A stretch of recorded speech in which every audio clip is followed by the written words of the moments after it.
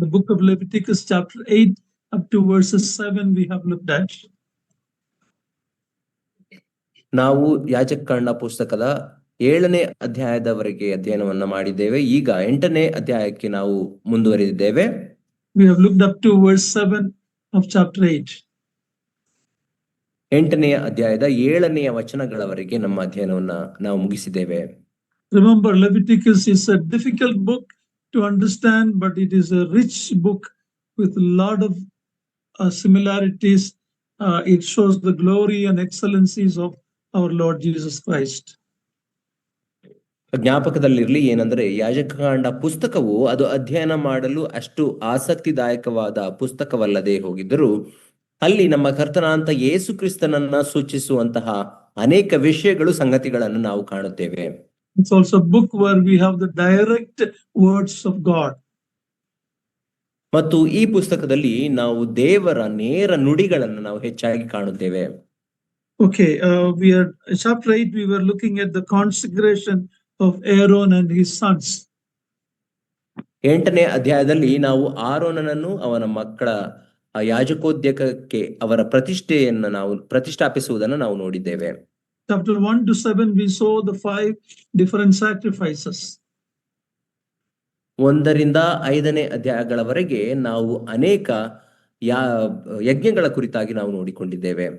Let us read chapter 8 verse 8. 8ನೇ ಅಧ್ಯಾಯದ 8ನೇ ವಚನವನ್ನು ಈಗ ದಯಮಾಡಿ ಓದಿರಿ. ಚೀಲದ ಪದಕವನ್ನು ಅವನಿಗೆ ಬಿಗಿಸಿ ಅದರೊಳಗೆ ಊರೀಮ್ ತುಮ್ಮೀಮ್ ಎಂಬ ವಸ್ತುಗಳನ್ನು ಹಾಕಿ ಅವನ ತಲೆಗೆ ಮುಂಡಾಸವನ್ನು ಇಟ್ಟು ಅದರ ಮುಂಭಾಗದಲ್ಲಿ ಬಂಗಾರದ ಪಟ್ಟವನ್ನು ಕಟ್ಟಿದನು. ಇದೇ ಅವನಿಗೆ ಪರಿಶುದ್ಧ ಕಿರೀಟವು. Yeah, this breastplate is already explained in our study of Exodus chapter 28. ಈ ಎದೆಯ ಪಟ್ಟಿಯ ಕುರಿತಾದ ಅಧ್ಯಯನವನ್ನ ನಾವು ವಿಮೋಚನಕಾಂಡ ಪುಸ್ತಕದ 28ನೇ ಅಧ್ಯಾಯದಲ್ಲಿ ಈಗಾಗಲೇ ನೋಡಿದ್ದೇವೆ. Here we read that the Urim and Thummim were placed on the breastplate. ಇಲ್ಲಿ ಊರೀಮ್ ಮತ್ತು ತುಮ್ಮೀಮ್ ಎಂಬ ವಸ್ತುಗಳನ್ನ ಆ ಎದೆಯ ಪಟ್ಟಿಯ ಮೇಲೆ ಬಿಗಿಯಲಾಗುತ್ತಿತ್ತು ಎಂಬುದಾಗಿ ಇಲ್ಲಿ ನಾವು ನೋಡಿದ್ದೇವೆ. We have very little explanation about Urim and Thummim. Urim ಮತ್ತು ತುಮ್ಮೀಮ್ ಎಂಬ ವಸ್ತುಗಳ ಕುರಿತಾದ ಅಲ್ಪ ವಿವರಣೆಯನ್ನು ಮಾತ್ರ ಇಲ್ಲಿ ನಾವು ಕಾಣುತ್ತೇವೆ. Urim means light. ಊರೀಮ್ ಎಂಬುದಾಗಿ ಹೇಳುವಾಗ ಬೆಳಕು ಎಂಬುದಾಗಿ ಅದರ ಅರ್ಥ. Thummim means perfections. ತುಮ್ಮೀಮ್ ಎಂಬುದಾಗಿ ಹೇಳುವಾಗ ಪರಿಪೂರ್ಣತೆ, ಪರಿಪಕ್ವತೆ. So these are the light and perfections. Urim Thummim ಎಂಬುದಾಗಿ ಹೇಳುವಾಗ ಅದು ಬೆಳಕು ಮತ್ತು ಪರಿಪಕ್ವತೆ ಎಂಬುದಾಗಿ ಅರ್ಥವಾಗುತ್ತದೆ. We don't have much explanation how it functions. ಅದು ಹೇಗೆ ಕಾರ್ಯ ಮಾಡುತ್ತದೆ ಎಂಬುದಾಗಿ ನಮಗೆ ಹೆಚ್ಚಾದ ವಿವರಣೆಯನ್ನು ನಾವು ಕಾಣುವುದಿಲ್ಲ. Something they had to do with the law and maybe the law written on the stones. ಅದು ಬಹುಶಃ ಕಲ್ಲಿನ ಮೇಲೆ ಬರೆಯಲ್ಪಟ್ಟಂತಹ ಆ ಶಾಸನಗಳಿಗೆ ಅದು ಸಂಬಂಧಪಟ್ಟದ್ದಾಗಿದೆ ಎಂಬುದಾಗಿ ಅನಿಸುತ್ತದೆ. Urim and Thummim had to do with determining the will of God. Urim Thummim ಎಂಬಂತಹ ವಸ್ತುಗಳು ದೇವರ ಉದ್ದೇಶ ಚಿತ್ತವನ್ನ ಸ್ಪಷ್ಟವಾಗಿ ತಿಳಿಸುವಂತವುಗಳಾಗಿದ್ದವು. We have a spiritual application when we come to the New Testament believers. ನಾವು ಹೊಸ ಒಡಂಬಡಿಕೆ ವಿಶ್ವಾಸಿಗಳಿಗೆ ಬರುವಾಗ ಇದರ ಆತ್ಮಿಕ ಅನ್ವಯಿಸಿಕೊಳ್ಳುವಿಕೆ ಈ ರೀತಿಯಾಗುತ್ತದೆ. If the priest used the Urim and Thummim to find out the will of God, how do we find the will of God?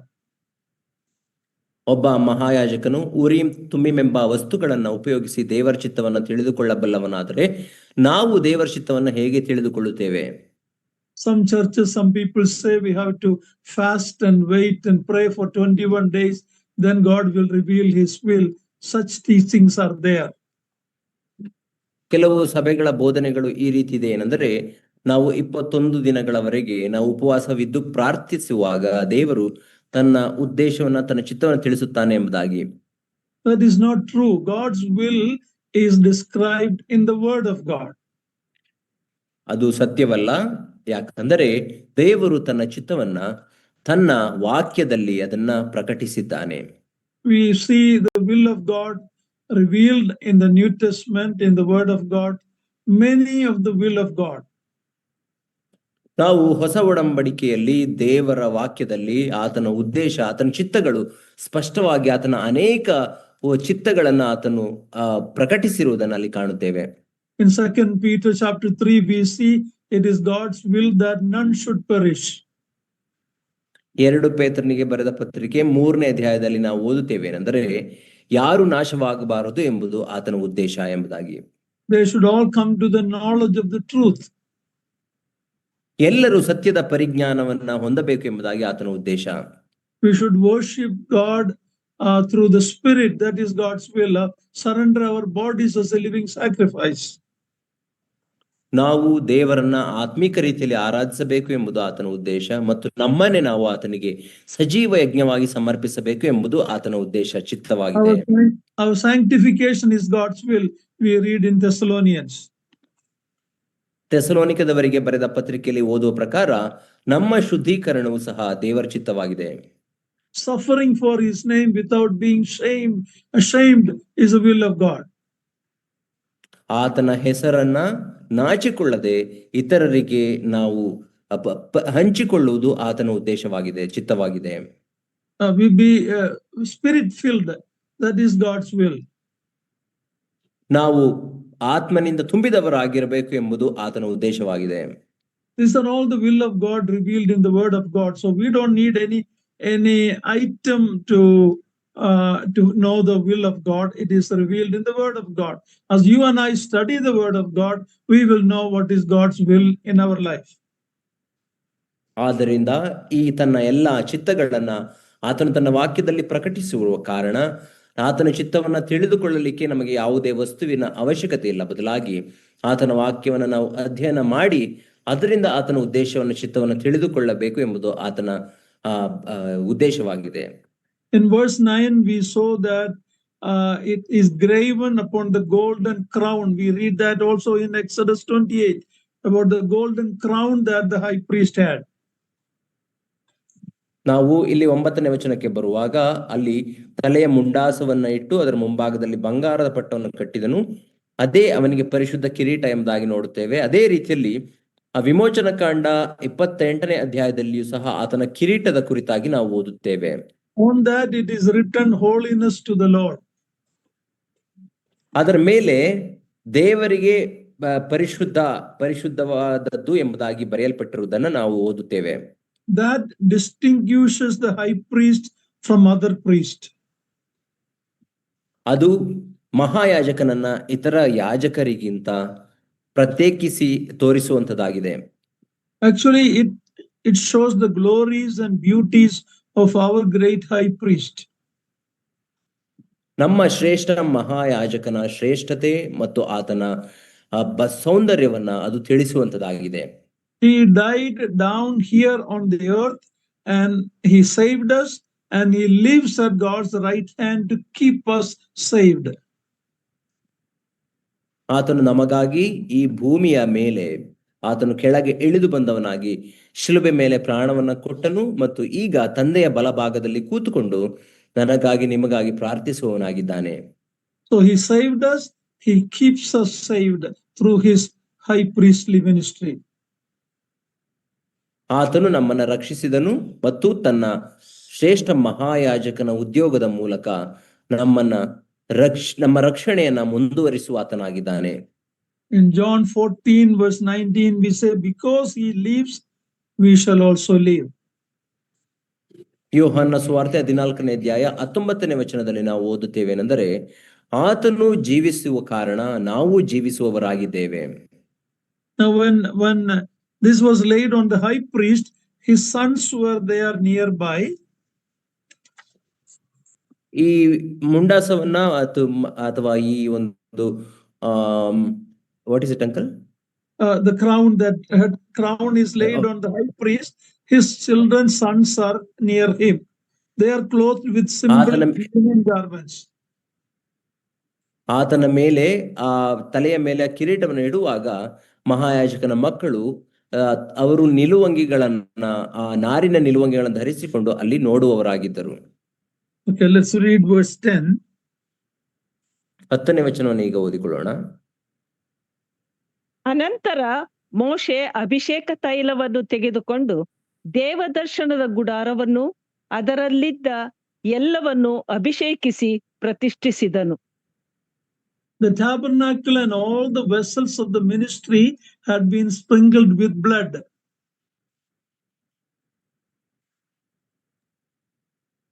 ಆ ದೇವದರ್ಶನದ ಗುಡಾರ ಮತ್ತು ಅದರಲ್ಲಿ ಇದ್ದಂತ ಎಲ್ಲ ವಸ್ತುಗಳನ್ನ ರಕ್ತದಿಂದ ಚಿಮುಕಿಸಲ್ಪಡಬೇಕಿತ್ತು. Read Hebrews 9:21. ಇಬ್ರಿಯರಿಗೆ ಬರೆದ ಪತ್ರಿಕೆ 9ನೇ ಅಧ್ಯಾಯ 21ನೇ ವಚನವನ್ನು ದಯಮಾಡಿ ಓದಿರಿ. 29.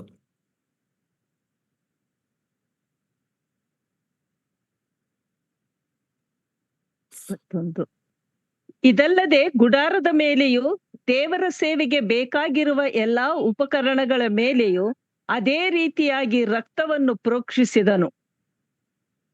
Yeah, it is anointed with the blood earlier.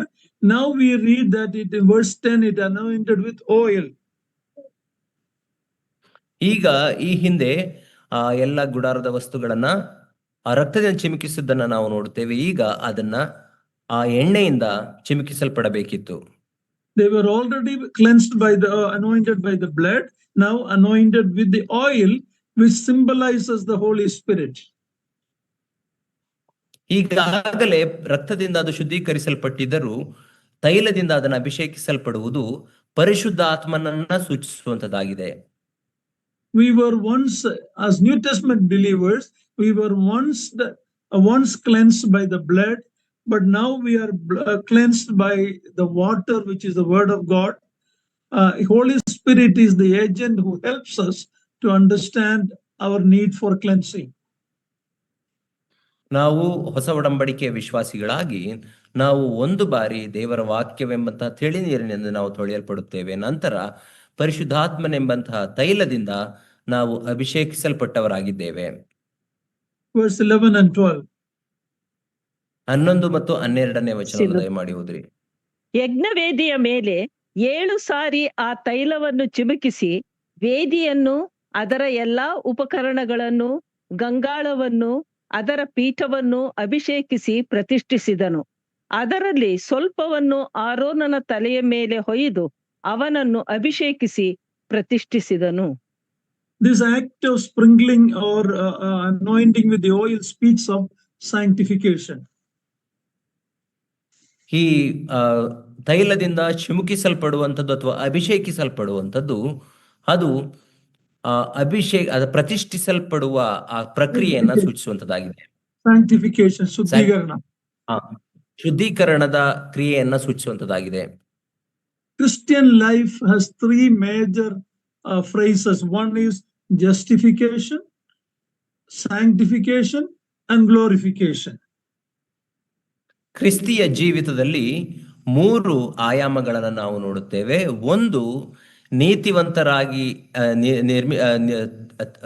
ನೀತಿವಂತರಾಗಿಸಲ್ಪಡುವುದು, ನಂತರ ಪರಿಶುದ್ಧರನ್ನಾಗಿ ಅಥವಾ ಶುದ್ಧೀಕರಣ, ನಂತರ ಮಹಿಮೆ. Justification is an event. It happens once when a sinner repent and trust in the Lord Jesus Christ. ನೀತಿವಂತರಾಗಿ ಮಾಡಲ್ಪಡುವಂಥದ್ದು ಅದು ಒಂದು ಸಾರಿ ನಡೆಯುವಂತಹ ಕ್ರಿಯೆಯಾಗಿದೆ. ಒಬ್ಬ ಪಾಪಿಯು ತಾನು ಯೇಸು ಕ್ರಿಸ್ತನನ್ನ ಅಂಗೀಕರಿಸಿಕೊಳ್ಳುವಂತಹ ಆ ಕ್ಷಣದಲ್ಲಿಯೇ ಆತನು ನೀತಿವಂತನಾಗಿ ಮಾಡಲ್ಪಡುತ್ತಾನೆ. He is justified once for all. ಒಂದೇ ಬಾರಿ ಈ ಸದಾ ಕಾಲಕ್ಕೂ ಆತನು ನೀತಿವಂತನಾಗಿ ಮಾಡಲ್ಪಡುತ್ತಾನೆ. This don't need to be repeated in our life. ನಮ್ಮ ಜೀವಿತದಲ್ಲಿ ಆ ಕ್ರಿಯೆಯ ನೀತಿವಂತರಾಗಿಸಲ್ಪಡುವ ಕ್ರಿಯೆಯ ಪುನರಾವರ್ತನೆಯ ಅವಶ್ಯಕತೆ ಇಲ್ಲ. But sanctification is a process. It starts when we believe. It continues all the way till we meet the Lord. ಆದರೆ ಶುದ್ಧೀಕರಣ ಎಂಬಂತಹ ಆ ಪ್ರಕ್ರಿಯೆ ಒಬ್ಬ ವಿಶ್ವಾಸಿಯ ಜೀವಿತದಲ್ಲಿ ಯೇಸು ಕ್ರಿಸ್ತನನ್ನ ಅಂಗೀಕರಿಸಿಕೊಂಡು ರಕ್ಷಣೆ ಹೊಂದಿದಂತಹ ಕ್ಷಣದಿಂದಲೇ ಪ್ರಾರಂಭವಾಗಿ ಆತನು ಕರ್ತನನ್ನ ಸಂಧಿಸುವವರೆಗೂ ಆತನ ಜೀವಿತದಲ್ಲಿ ಮುಂದುವರಿಯುವಂತದ್ದಾಗಿದೆ ಶುದ್ಧೀಕರಣ. This sanctification also has three phases. One, positionally we are sanctified when we believe. Practically we are being sanctified every day. And when we meet him, we will be perfected in sanctification. ಈ ಶುದ್ಧೀಕರಣವು ಸಹ 3 ರೀತಿಯಲ್ಲಿ ಅದು ನಡೆಯುವಂತದ್ದಾಗಿದೆ. ಅದೇನೆಂದರೆ ನಾವು ಮೂರು ಹಂತದಲ್ಲಿ ಅದು ನಡೆಯುವಂತದ್ದಾಗಿದೆ. ಮೊದಲನೇ ಹಂತ, ನಾವು ಯೇಸು ಕ್ರಿಸ್ತನನ್ನ ಅಂಗೀಕರಿಸಿಕೊಂಡ ತಕ್ಷಣವೇ ನಾವು ಶುದ್ಧೀಕರಿಸಲ್ಪಡುತ್ತೇವೆ. ಅದು ನಮ್ಮ ಸ್ಥಾನದ ಶುದ್ಧೀಕರಿಸಲ್ಪಟ್ಟಂತಹ ಸ್ಥಾನದಲ್ಲಿ ನಾವು ಇರುವಂತವರಾಗಿದ್ದೇವೆ. ಎರಡನೆಯ ಪ್ರಕ್ರಿಯೆ ಅದು ಶುದ್ಧೀಕರಣ ಜೀವಿತದುದ್ದಕ್ಕೂ ನಡೆಯುವಂತದ್ದಾಗಿದೆ. ಮೂರನೆಯ ಪರಿಪೂರ್ಣ ಶುದ್ಧೀಕರಣ ನಾವು ಕರ್ತನನ್ನ ಸಂಧಿಸುವಾಗ ನಾವು ಪರಿಪೂರ್ಣ ಶುದ್ಧರಾಗಿ ಆತನ ಸನ್ನಿಧಿಯಲ್ಲಿ ಕಾಣಿಸಿಕೊಳ್ಳುತ್ತೇವೆ. And the third phrase for glorification, that is also an event that will happen at the rapture. ಮೂರನೆಯ ಆಯಾಮ ಅದು ಮಹಿಮೆಗೆ ಸೇರಿಸಲ್ಪಡುವಂಥದ್ದು. ಒಬ್ಬ ವಿಶ್ವಾಸಿಯು ಮಹಿಮೆಗೆ ಸೇರಿಸಲ್ಪಡುವಂತಹ ಕಾರ್ಯ ಅದು ಯಾವಾಗ ಆಗುತ್ತದೆ ಅಂದರೆ ಕ್ರಿಸ್ತನ ಬರುವಿಕೆಯಲ್ಲಿ ನಾವು ಕ್ರಿಸ್ತನನ್ನು ಸಂಧಿಸುವಾಗ ಆಗುವಂತದ್ದಾಗಿದೆ. ಸಭೆ ಎತ್ತಲ್ಪಡುವಿಕೆಯಲ್ಲಿ ಸಭೆಯ ಎತ್ತಲ್ಪಡುವಿಕೆಯಲ್ಲಿ ನಡೆಯುವಂತದ್ದಾಗಿದೆ.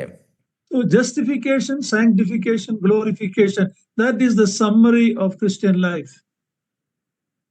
ಒಬ್ಬ ವಿಶ್ವಾಸಿಯ ಜೀವಿತದ ಸಾರಾಂಶ ಏನೆಂದರೆ ನೀತಿವಂತನಾಗಿ ಮಾಡಲ್ಪಡುವುದು, ಶುದ್ಧೀಕರಿಸಲ್ಪಡುವುದು, ನಂತರ ಮಹಿಮೆಗೆ ಸೇರುವುದು, ಇದೇ ಆಗಿದೆ. First and last is an event, but the middle one, sanctification, is a process. ಮೊದಲನೆಯ ಮತ್ತು ಕಡೆಯ ಆ ಕ್ರಿಯೆಗಳು ಅವು ಒಂದು ಸಂದರ್ಭದಲ್ಲಿ ನಡೆಯುವಂತ ಘಟನೆಗಳಾಗಿವೆ. ಆದರೆ ಮಧ್ಯದ ಶುದ್ಧೀಕರಣ ಅದು ಒಂದು ಪ್ರಕ್ರಿಯೆಯಾಗಿದೆ. ವಿಶ್ವಾಸಿಯ ಜೀವಿತದಲ್ಲಿ ಅದು ಕಡೆಯವರೆಗೂ ನಡೆಯುತ್ತದೆ. In Psalm 133, we are told about the oil, that the anointing oil poured at Aaron's head. Psalm 133. 133ನೆಯ ಕೀರ್ತನೆಯಲ್ಲಿ ಆರೋನನ ತಲೆಯ ಮೇಲೆ ಸುರಿಯಲ್ಪಟ್ಟಂತಹ ಅಭಿಷೇಕ ತೈಲದ ಕುರಿತಾಗಿ ಅಲ್ಲಿ ವಿವರಣೆಯನ್ನು ನಾವು ಕಾಣುತ್ತೇವೆ.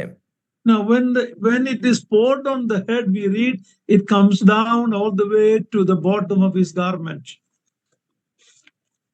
ನಾವು ಆ ಅಭಿಷೇಕ ತೈಲವನ್ನ ಆರೋನನ ತಲೆಯ ಮೇಲೆ ಸುರಿಯುವಾಗ ಅದು ಆತನ ನಿಲುವಂಗಿಯ ಕೆಳಭಾಗದವರೆಗೂ ಹರಿಯುತ್ತದೆ ಎಂಬುದಾಗಿ ಅಲ್ಲಿ ಓದುತ್ತೇವೆ. Now the Lord Jesus Christ is the head of the church. ನಮಗೆ ಗೊತ್ತು, ಕರ್ತನಾದ ಯೇಸು ಕ್ರಿಸ್ತನು ಸಭೆಯ ಶಿರಸ್ಸಾಗಿದ್ದಾನೆ. He is the anointed of God. ಆತನು ದೇವರಿಂದ ಪ್ರತಿಷ್ಠಿಸಲ್ಪಟ್ಟವನು, ಅಭಿಷೇಕಿಸಲ್ಪಟ್ಟವನು. He is an anointed one. ದೇವರಿಂದ ಅಭಿಷೇಕಿಸ. And we are the body, members of the body. ನಾವು ಆತನ ದೇಹದ ಅಂಗಗಳಾಗಿದ್ದೇವೆ. So when he is anointed, that blessing comes down from the head to all the members of the body. ಆದ್ದರಿಂದ ಆತನು ಅಭಿಷೇಕಿಸಲ್ಪಡುವಾಗ ಆ ಅಭಿಷೇಕವು ಆ ಕ್ರಿಸ್ತನ ದೇಹದ ಎಲ್ಲ ಅಂಗಗಳಿಗೂ ಅದು ಹರಿದು ಬರುವಂತದ್ದಾಗಿದೆ. So his anointings, blessings we receive because we are the members of the body of Christ. ಆದ್ದರಿಂದ ಆತನ ಅಭಿಷೇಕದ ಆಶೀರ್ವಾದವನ್ನು ನಾವು ಹೊಂದಿಕೊಳ್ಳುತ್ತೇವೆ, ಯಾಕಂದರೆ ನಾವು ಕ್ರಿಸ್ತನೆಂಬ ದೇಹದ ಅಂಗಗಳಾಗಿದ್ದೇವೆ. Anointing of the Holy Spirit is already given to every believer because we are made members of the body of Christ. Our head is already anointed. ಪವಿತ್ರಾತ್ಮನೆಂಬ ಅಭಿಷೇಕವು ಎಲ್ಲಾ ವಿಶ್ವಾಸಿಗಳಿಗೂ ಕೊಡಲ್ಪಟ್ಟಂತದ್ದಾಗಿದೆ, ಯಾಕಂದರೆ ನಾವೆಲ್ಲರೂ ಈಗಾಗಲೇ ದೇವರಿಂದ ಅಭಿಷೇಕಿಸಲ್ಪಟ್ಟಂತಹ ಕ್ರಿಸ್ತನೆಂಬ ಶಿರಸ್ಸಿನ ದೇಹಕ್ಕೆ ಸಂಬಂಧಪಟ್ಟಂತಹ ಅಂಗಗಳಾಗಿದ್ದೇವೆ. Don't let any Pentecostals or people ask you, did you get the anointing? Did you wait and get the anointing? Tell them we already have the anointing because we are added to the body of Christ through the baptism of the Holy Spirit. ಆದ್ದರಿಂದ ಯಾವುದೇ ಪೆಂಟಕೋಸ್ಟಲ್ ಪಂಗಡದವರಿರಬಹುದು ಅಥವಾ ಬೇರೆ ಯಾರಾದರೂ ನಿಮಗೆ ಪರಿಶುದ್ಧಾತ್ಮನ ಅಭಿಷೇಕವಾಗಿದೆಯಾ ಎಂಬುದಾಗಿ ಕೇಳುವಾಗ, ಹೌದು, ನಾನು ಕ್ರಿಸ್ತನನ್ನ ನಂಬಿದ ತಕ್ಷಣವೇ ನಾನು ಅಭಿಷೇಕವನ್ನ ಹೊಂದಿದ್ದೇನೆ, ಯಾಕಂದರೆ ನಾನು ಕ್ರಿಸ್ತನೆಂಬ ಶಿರಸ್ಸಿನಲ್ಲಿ ಆತನ ದೇಹಕ್ಕೆ ಸಂಬಂಧಪಟ್ಟಂತಹ ಅಂಗವಾಗಿದ್ದೇನೆ ಎಂಬುದಾಗಿ ಅವರಿಗೆ ಉತ್ತರಿಸಿರಿ. verse 13 and 14. 13 ಮತ್ತು 14ನೇ ವಚನ ದಯಮಾಡಿ ಓದ್ರಿ. ಆಮೇಲೆ ಯೆಹೋವನು ಆಜ್ಞಾಪಿಸಿದಂತೆ ಮೋಶೆ ಆರೋನನ ಮಕ್ಕಳನ್ನು ಹತ್ತಿರಕ್ಕೆ ಕರೆದು ಅವರಿಗೆ ನಿಲುವಂಗಿಗಳನ್ನು ತೊಡಿಸಿ ನಡುಕಟ್ಟುಗಳನ್ನು ಸುತ್ತಿ ಮುಂಡಾಸಗಳನ್ನು ಇಟ್ಟನು. ಅನಂತರ ಅವನು ದೋಷ ಪರಿಹಾರಕಾರ್ಥವಾದ ಹೋರಿಯನ್ನು ತರಿಸಿದನು. ಆರೋನನು ಅವನ ಮಕ್ಕಳು ತಮ್ಮ ಕೈಗಳನ್ನು ಅದರ ತಲೆಯ ಮೇಲೆ ಇಟ್ಟರು. We read in verse 13 that all of this Moses did as the Lord commanded. 13ನೇ ವಚನದಲ್ಲಿ ದೇವರು ಮೋಶೆಗೆ ಆಜ್ಞಾಪಿಸಿದಂತೆಯೇ ಮೋಶೆ ಇದೆಲ್ಲವನ್ನ ಮಾಡಿದನು ಎಂಬುದಾಗಿ ಓದುತ್ತೇವೆ. In verse 14 we see the bullock was the sin offering for the high priest. 14ನೇ ವಚನದಲ್ಲಿ ನಾವು ಓದುತ್ತೇವೆ ಏನೆಂದರೆ ಆ ಹೋರಿಯು ಆ ಆರೋನನ ಮತ್ತು ಆತನ ಮಕ್ಕಳ ದೋಷ ಪರಿಹಾರಾರ್ಥಕವಾದಂತಹ ಯಜ್ಞದ ಪಶು ಎಂಬುದಾಗಿ ಅಲ್ಲಿ ಓದುತ್ತೇವೆ. Their sin in one sense transferred to the victim. ಇನ್ನೊಂದು ಮಾತಲ್ಲಿ ಹೇಳುವುದಾದರೆ ಅವರ ಪಾಪಗಳು ಆ ಒಂದು ಬಲಿ ಪಶುವಿಗೆ ಅದು ವರ್ಗಾಯಿಸಲ್ಪಟ್ಟಿತು. That is what the laying of hands symbolize. ಅವು ಅದರ ತಲೆಯ ಮೇಲೆ ಕೈಗಳನ್ನ ಇಡುವುದರ ಅರ್ಥ ಅದೇ ಆಗಿದೆ. They were sinners even though they are in the service of God. ದೇವರ ಸೇವೆಯಲ್ಲಿದ್ದರೂ ಸಹ ಅವರು ಪಾಪಿಗಳೇ. It is mostly the servants of God who realize the conscious fact of the presence of sin. When you are serving God, you are more, if you are a spiritually minded person, you are more sensitive to the sin in our life. ದೇವರ ಸೇವಕರೇ ಹೆಚ್ಚಾಗಿ ಪಾಪದ ಅರಿವನ್ನ ಹೊಂದಿದವರಾಗಿರುತ್ತಾರೆ. ಯಾಕಂದ್ರೆ ದೇವರ ಸನ್ನಿಧಿಯಲ್ಲಿ ನಾವು ಸೇವೆ ಮಾಡುವಾಗ ಆ ಪಾಪದ ಸೂಕ್ಷ್ಮತೆ ನಮಗೆ ಇರುವಂತದಾಗಿರುವ ಕಾರಣ ಆ ಪಾಪದ ಗಂಭೀರತೆ ಮತ್ತು ಪಾಪದ ಅರ್ಥವನ್ನ ನಾವು ಯಾವಾಗಲೂ ಮಾಡಿಕೊಳ್ಳುತ್ತೇವೆ. So that is why the high priest and their sons were, the sacrifice was made for them, because even though they are in God's service, they still have that sin in them. ಆದ್ದರಿಂದಲೇ ಮಹಾಯಾಜಕನಿಗೂ ಮತ್ತು ಆತನ ಮಕ್ಕಳಿಗೂ ಆ ದೋಷ ಪರಿಹಾರಾರ್ಥಕವಾದಂತಹ ಆ ಹೋರಿಯನ್ನ ಅವರು ವಧಿಸಬೇಕಾಯಿತು. ಯಾಕಂದ್ರೆ ದೇವರ ಸನ್ನಿಧಿಯಲ್ಲಿ ಅವರ ಪಾಪವು ನೀಗಿಸಲ್ಪಡಬೇಕು.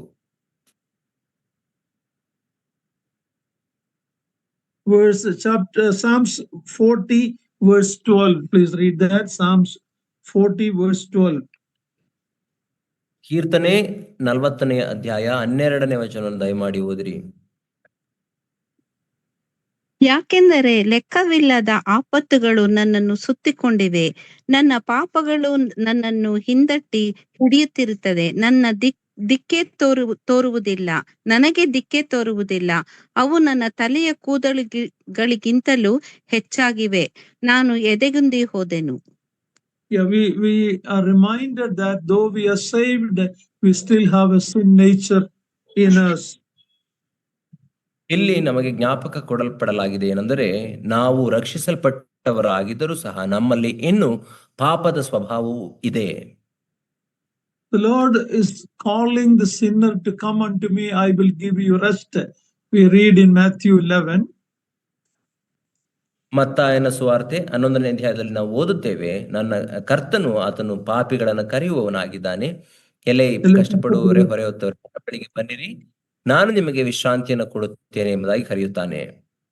If that is a call for the sinner, the next verse says, you take my yoke and learn of me. ಅದು ವಿಶ್ವಾಸಿಗಳಿಗೆ ಕೊಡಲ್ಪಟ್ಟಂತಹ ಕರೆಯಾಗಿರುವುದಾದರೆ ಮುಂದಿನ ವಚನದಲ್ಲಿ ನಾವು ಓದುತ್ತೇವೆ ಏನೆಂದರೆ, ನನ್ನ ನೊಗವನ್ನ ನೀವು ತೆಗೆದುಕೊಂಡು ನನ್ನಿಂದ ಕಲಿತುಕೊಳ್ಳಿರಿ ಎಂಬುದಾಗಿ ಅಲ್ಲಿ ಓದುತ್ತೇವೆ. Now the first calling, come unto me, that is for sinners.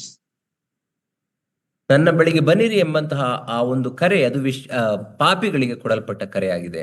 Once you become a child of God, a saint, then you have still to take his yoke and learn from him that we still have the sin nature in us. ನಾವು ದೇವರ ಭಕ್ತರಾಗುವಾಗ ಅಥವಾ ಆತನ ಮಕ್ಕಳಾಗಿ ರಕ್ಷಿಸಲ್ಪಡುವಾಗ ನಮ್ಮ ಪಾಪದ ಸ್ವಭಾವವು ಇನ್ನೂ ಇರುವುದರಿಂದ ಆತನ ನೊಗವನ್ನು ನಾವು ಹೊತ್ತುಕೊಂಡು ಆತನಿಂದ ಕಲಿಯಬೇಕಾಗಿದೆ. Read verse 15 to 17. 15ರಿಂದ 17ನೇ ವಚನಗಳವರೆಗೆ ದಯಮಾಡಿ ಓದ್ರಿ. ಆ ಹೋರಿಯನ್ನು ವಧಿಸಿದ ಮೇಲೆ ಮೋಶೆ ಅದರ ರಕ್ತವನ್ನು ತನ್ನ ಬೆರಳಿನಿಂದ ಯಜ್ಞವೇದಿಯ ಕೊಂಬುಗಳಿಗೆ ಸುತ್ತಲೂ ಹಚ್ಚಿ ಯಜ್ಞವೇದಿಯನ್ನು ಶುದ್ಧಪಡಿಸಿ ಮಿಕ್ಕ ರಕ್ತವನ್ನು ಯಜ್ಞವೇದಿಯ ಬುಡದಲ್ಲಿ ಸುರಿದು ಬಿಟ್ಟನು. ಹೀಗೆ ಯಜ್ಞವೇದಿಯ ನಿಮಿತ್ತ ದೋಷ ಪರಿಹಾರಕಾಚಾರವನ್ನು ನಡೆಸಿ ಅದನ್ನು ಪ್ರತಿಷ್ಠಿಸಿದನು. ಆ ಹೋರಿಯ ಕರುಳುಗಳ ಮೇಲಣ ಕೊಬ್ಬನ್ನು, ಕಾಳಿಜದ ಹತ್ತಿರವಿರುವ ಕೊಬ್ಬನ್ನು, 2 ಹುರುಳಿಕಾಯಿಗಳನ್ನು, ಅವುಗಳ ಮೇಲಿರುವ ಕೊಬ್ಬನ್ನು ಮೋಶೆ ತೆಗೆದುಕೊಂಡು ಯಜ್ಞವೇದಿಯ ಮೇಲೆ ಹೋಮ ಮಾಡಿದನು. ಯೆಹೋವನು ಆಜ್ಞಾಪಿಸಿದಂತೆ ಅದರಲ್ಲಿ ಮಿಕ್ಕದ್ದನ್ನೆಲ್ಲ, ಅಂದರೆ ಅದರ ಚರ್ಮವನ್ನು, ಮಾಂಸವನ್ನು, ಕಲ್ಮಶವನ್ನು ಪಾಳೆಯದ ಹೊರಗೆ ಬೆಂಕಿಯಿಂದ ಸುಡಿಸಿಬಿಟ್ಟನು. This ritual is meaningless until we understand the spiritual lesson behind it. ಈ ಒಂದು ಆಚಾರವನ್ನ ನಾವು ನೋಡುವಾಗ ಅದರ ಹಿಂದೆ ಅಡಗಿರುವಂತಹ ಆತ್ಮೀಕ ಅರ್ಥವನ್ನ ಅರ್ಥ ಮಾಡಿಕೊಳ್ಳದೆ ಹೋದರೆ ಅದು ಪ್ರಯೋಜನಕ್ಕೆ ಬರುವುದಿಲ್ಲ. Even the altar which is used for the blood sacrifice must be dedicated with blood. ಆ ಒಂದು ಯಜ್ಞವನ್ನ ಸಮರ್ಪಿಸಲು, ರಕ್ತವನ್ನು ಸಮರ್ಪಿಸಲು ಉಪಯೋಗಿಸುವಂತಹ ಆ ಯಜ್ಞವೇದಿಯು ಸಹ ತಾನೇ ಅದು ಶುದ್ಧೀಕರಿಸಲ್ಪಡಬೇಕಾಗಿದೆ. Now, our Lord Jesus Christ died on a cross. ನಮಗೆ ಗೊತ್ತು, ನಮ್ಮ ಕರ್ತನಾದಂತ ಯೇಸು ಕ್ರಿಸ್ತನು ಆತನ ಒಂದು ಶಿಲುಬೆಯ ಮೇಲೆ ಪ್ರಾಣ ಬಿಟ್ಟನು. That is the altar. That is the brazen altar. ಅದೇ ಆ ತಾಮ್ರದ ಯಜ್ಞವೇದಿಯಾಗಿದೆ. So many in the Christendom give importance to the cross. ಕ್ರೈಸ್ತತ್ವದಲ್ಲಿ ಅನೇಕರು ಶಿಲುಬೆಗೆ ಹೆಚ್ಚಿನ ಮಹತ್ವವನ್ನ ಕೊಡುತ್ತಾರೆ. Actually, there is no merit in the cross. The merit is in the person who sacrificed himself, the Lord Jesus Christ. We don't bow down to a cross. We don't keep a cross and venerate it like many today doing. ಆದರೆ ನಾವು ನೋಡಬೇಕಾದದ್ದೇನೆಂದರೆ ಆ ಶಿಲುಬೆಯಲ್ಲಿ ಯಾವುದೇ ಮಹತ್ವವಿಲ್ಲ, ಅದರಲ್ಲಿ ಯಾವುದೇ ಮಹತ್ವ ಅಡಗಿಲ್ಲ. ಬದಲಾಗಿ ಆ ಶಿಲುಬೆ ಮೇಲೆ ಪ್ರಾಣ ಕೊಟ್ಟಂತ ನಮ್ಮ ಕರ್ತನಾದಂತ ಯೇಸು ಕ್ರಿಸ್ತನೇ ಮಹತ್ವ ಉಳ್ಳವನು. ಆತನನ್ನು ಆರಾಧಿಸುವ ಬದಲು ಇಂದು ಅನೇಕರು ತಮ್ಮ ಮನೆಗಳಲ್ಲಿ ಶಿಲುಬೆಗಳನ್ನು ಇಟ್ಟುಕೊಂಡು ಪೂಜಿಸುವುದನ್ನು, ಆರಾಧಿಸುವುದನ್ನು ನಾವು ನೋಡುತ್ತೇವೆ. Christendom has made the cross, it almost venerate the cross. ಕ್ರೈಸ್ತತ್ವವು ಶಿಲುಬೆಯನ್ನೇ ಪೂಜೆಯ ಸಾಮಗ್ರಿಯನ್ನಾಗಿ, ಆರಾಧನೆಗೆ ಯೋಗ್ಯವಾದ ವಸ್ತುವನ್ನಾಗಿ ಅದನ್ನ ಮಾಡಿರುವುದನ್ನು ನಾವು ನೋಡುತ್ತೇವೆ. The merit is not in the altar. The altar also need to be sanctified, anointed with blood, but it is in the offering that was offered on the altar that is of meaning. ಆದರೆ ನಾವು ನೋಡುವಾಗ ಆ ಯಜ್ಞವು ಸಮರ್ಪಿಸಲ್ಪಡುತ್ತಿದ್ದಂತಹ ಯಜ್ಞವೇದಿಯಲ್ಲಿ ಯಾವುದೇ ಮಹತ್ವವಿಲ್ಲ. ಯಾಕಂದ್ರೆ ಅದು ಸಹ ಶುದ್ಧೀಕರಿಸಲ್ಪಡಬೇಕಾಗಿತ್ತು ರಕ್ತದ ಮೂಲಕ. ಆದರೆ ಆ ಯಜ್ಞ ಪಶುವಿನ ರಕ್ತದಲ್ಲಿಯೇ ಆ ಪಾಪ ನಿವಾರಣೆಯ ಅಂಶವು ಅಡಗಿದೆ ಎಂಬುದನ್ನು ನಾವು ಅರ್ಥ ಮಾಡಿಕೊಳ್ಳಬೇಕು. Now, if you look at many of the crosses you see in the Roman Catholic Church or institutions, you see Jesus still hanging on the cross. ನೀವು ಅನೇಕ ರೋಮನ್ ಕೆಥೋಲಿಕ್ ಪಂಗಡದ ಚರ್ಚ್ಗಳಲ್ಲಿ ನೀವು ನೋಡುವುದಾದರೆ ಇನ್ನು ಶಿಲುಬೆ ಮೇಲೆ ತೂಗಾಡುತ್ತಿರುವಂತಹ ಯೇಸುವನ್ನ ಅಲ್ಲಿ ಹಾಕಿರುವುದನ್ನು ನೋಡುತ್ತೀರಿ. In the gospel account, we are told very clearly when Joseph of Arimathea and Nicodemus went and asked for the body, Pilate gave that body. In other words, they took his body down from the cross. The gospel account tells us. ನಾವು ಸುವಾರ್ಥ ಪುಸ್ತಕಗಳಲ್ಲಿ ನೋಡುವಾಗ ಯೇಸು ಕ್ರಿಸ್ತನ ಶಿಲುಬೆಯಲ್ಲಿ ತೂಗಾಡುತ್ತಿದ್ದಂಥ ದೇಹವನ್ನ ಇಳಿಸಲ್ಪಟ್ಟು ನಮಗೆ ಒಪ್ಪಿಸಬೇಕು ಎಂಬುದಾಗಿ ಅರಿಮಥಾಯದ ಯೋಸೇಫನು ಮತ್ತು ನಿಕೋದೇಮನು ಹೋಗಿ ಕೇಳುವಾಗ ಆ ಪಿಲಾತನು ಆ ದೇಹವನ್ನ ಇಳಿಸಿಕೊಡುವುದನ್ನ ನಾವು ಅಲ್ಲಿ ಕಾಣುತ್ತೇವೆ. Very clearly we are told that they took the body down from the cross. ಅಲ್ಲಿ ಸ್ಪಷ್ಟವಾಗಿ ಕೊಡಲ್ಪಟ್ಟಿದೆ ಆತನ ದೇಹವನ್ನ ಅವರು ಶಿಲುಬೆಯಿಂದ ಇಳಿಸಿದರು ಎಂಬುದಾಗಿ. But this Christendom still keep Jesus on the cross. ಆದರೆ ಇಂದು ಕ್ರೈಸ್ತತ್ವದಲ್ಲಿ ಇನ್ನು ಕ್ರಿಸ್ತನನ್ನ ಶಿಲುಬೆಯಲ್ಲೇ ಇರಿಸಿರುವುದನ್ನು ನಾವು ಕಾಣುತ್ತೇವೆ. Many people portray him as an infant Jesus or a Jesus still on the cross. ಇನ್ನು ಕೆಲವರು ಆತನನ್ನ ಒಂದು ಪುಟ್ಟ ಮಗುವಿನ ರೀತಿಯಲ್ಲಿ ಅಥವಾ ಇನ್ನು ಶಿಲುಬೆಯಲ್ಲೇ ತೂಗಾಡುತ್ತಿರುವಂತಹ ಯೇಸುವಿನ ರೀತಿಯಲ್ಲಿ, ಬಾಲ ಯೇಸು ಇಲ್ಲ ಶಿಲುಬೆಯಲ್ಲಿ ತೂಗಾಡುವ ಯೇಸುವ ರೀತಿಯಲ್ಲಿಯೇ ಆತನನ್ನು ಚಿತ್ರಿಸುತ್ತಾರೆ. Cross was never an ornament. Today, cross has become an ornament on top of the building or on the body. It has become an ornament. ಶಿಲುಬೆ ಎಂಬಂಥದ್ದು ಅದು ಒಂದು ಅಲಂಕಾರದ ವಸ್ತು ಅಲ್ಲವೇ ಅಲ್ಲ. ಎಂದು ದೇಹದ ಮೇಲೆ ಮತ್ತು ಸಭೆಗಳ ಮೇಲೆ ಶಿಲುಬೆಯು ಹಾಕಲ್ಪಟ್ಟಿರುವುದನ್ನು ನಾವು ನೋಡುತ್ತೇವೆ. How sad is the cross is worshipped by the Christians without a personal relationship with the Lord. Many people, they just make the sign of the cross, but many of them don't have a personal relationship with the Lord who died and rose again. ಇದು ಎಷ್ಟು ದುಃಖಕರವಾದಂತ ಸಂಗತಿ ಅಂದರೆ, ಕ್ರೈಸ್ತತ್ವದಲ್ಲಿ ಅನೇಕರು ಇಂದು ಕ್ರಿಸ್ತನೊಟ್ಟಿಗೆ ವೈಯಕ್ತಿಕ ಸಂಬಂಧವನ್ನ ಹೊಂದದೆ ಕೇವಲ ಶಿಲುಬೆಯನ್ನ ಧರಿಸಿಕೊಂಡವರಾಗಿ ಅದನ್ನೇ ಪೂಜಿಸುವಂತವರಾಗಿ ಇರುವುದನ್ನು ನಾವು ಕಾಣುತ್ತೇವೆ. ಅದು ದುಃಖಕರ. Jesus Christ and the two thieves on both sides, those three crosses signify three important truths. ಶಿಲುಬೆಯಲ್ಲಿ ಯೇಸು ಕ್ರಿಸ್ತನು ಮತ್ತು ಆತನ ಅಕ್ಕಪಕ್ಕದಲ್ಲಿ ಆ ಕಳ್ಳರು ಹಾಕಲ್ಪಟ್ಟಂತಹ ಆ ಶಿಲುಬೆಗಳು, ಈ ಮೂರು ಶಿಲುಬೆಗಳು ಒಂದು ಸತ್ಯಾಂಶವನ್ನು ನಮಗೆ ತಿಳಿಸುವಂತವುಗಳಾಗಿವೆ. The central cross was the cross of redemption. ಮಧ್ಯದ ಆ ಶಿಲುಬೆಯು ಆ ಬಿಡುಗಡೆಯ ಶಿಲುಬೆ ಆಗಿದೆ. One of the cross on the side was a cross of rejection. ಇನ್ನೊಂದು ಆತನ ಪಕ್ಕದಲ್ಲಿ ಇರುವಂತಹ ಶಿಲುಬೆಯು ಅದು ತಿರಸ್ಕಾರದ ಶಿಲುಬೆ ಆಗಿದೆ. The other cross on the other side was a cross of the reception. One thief received him, one rejected him.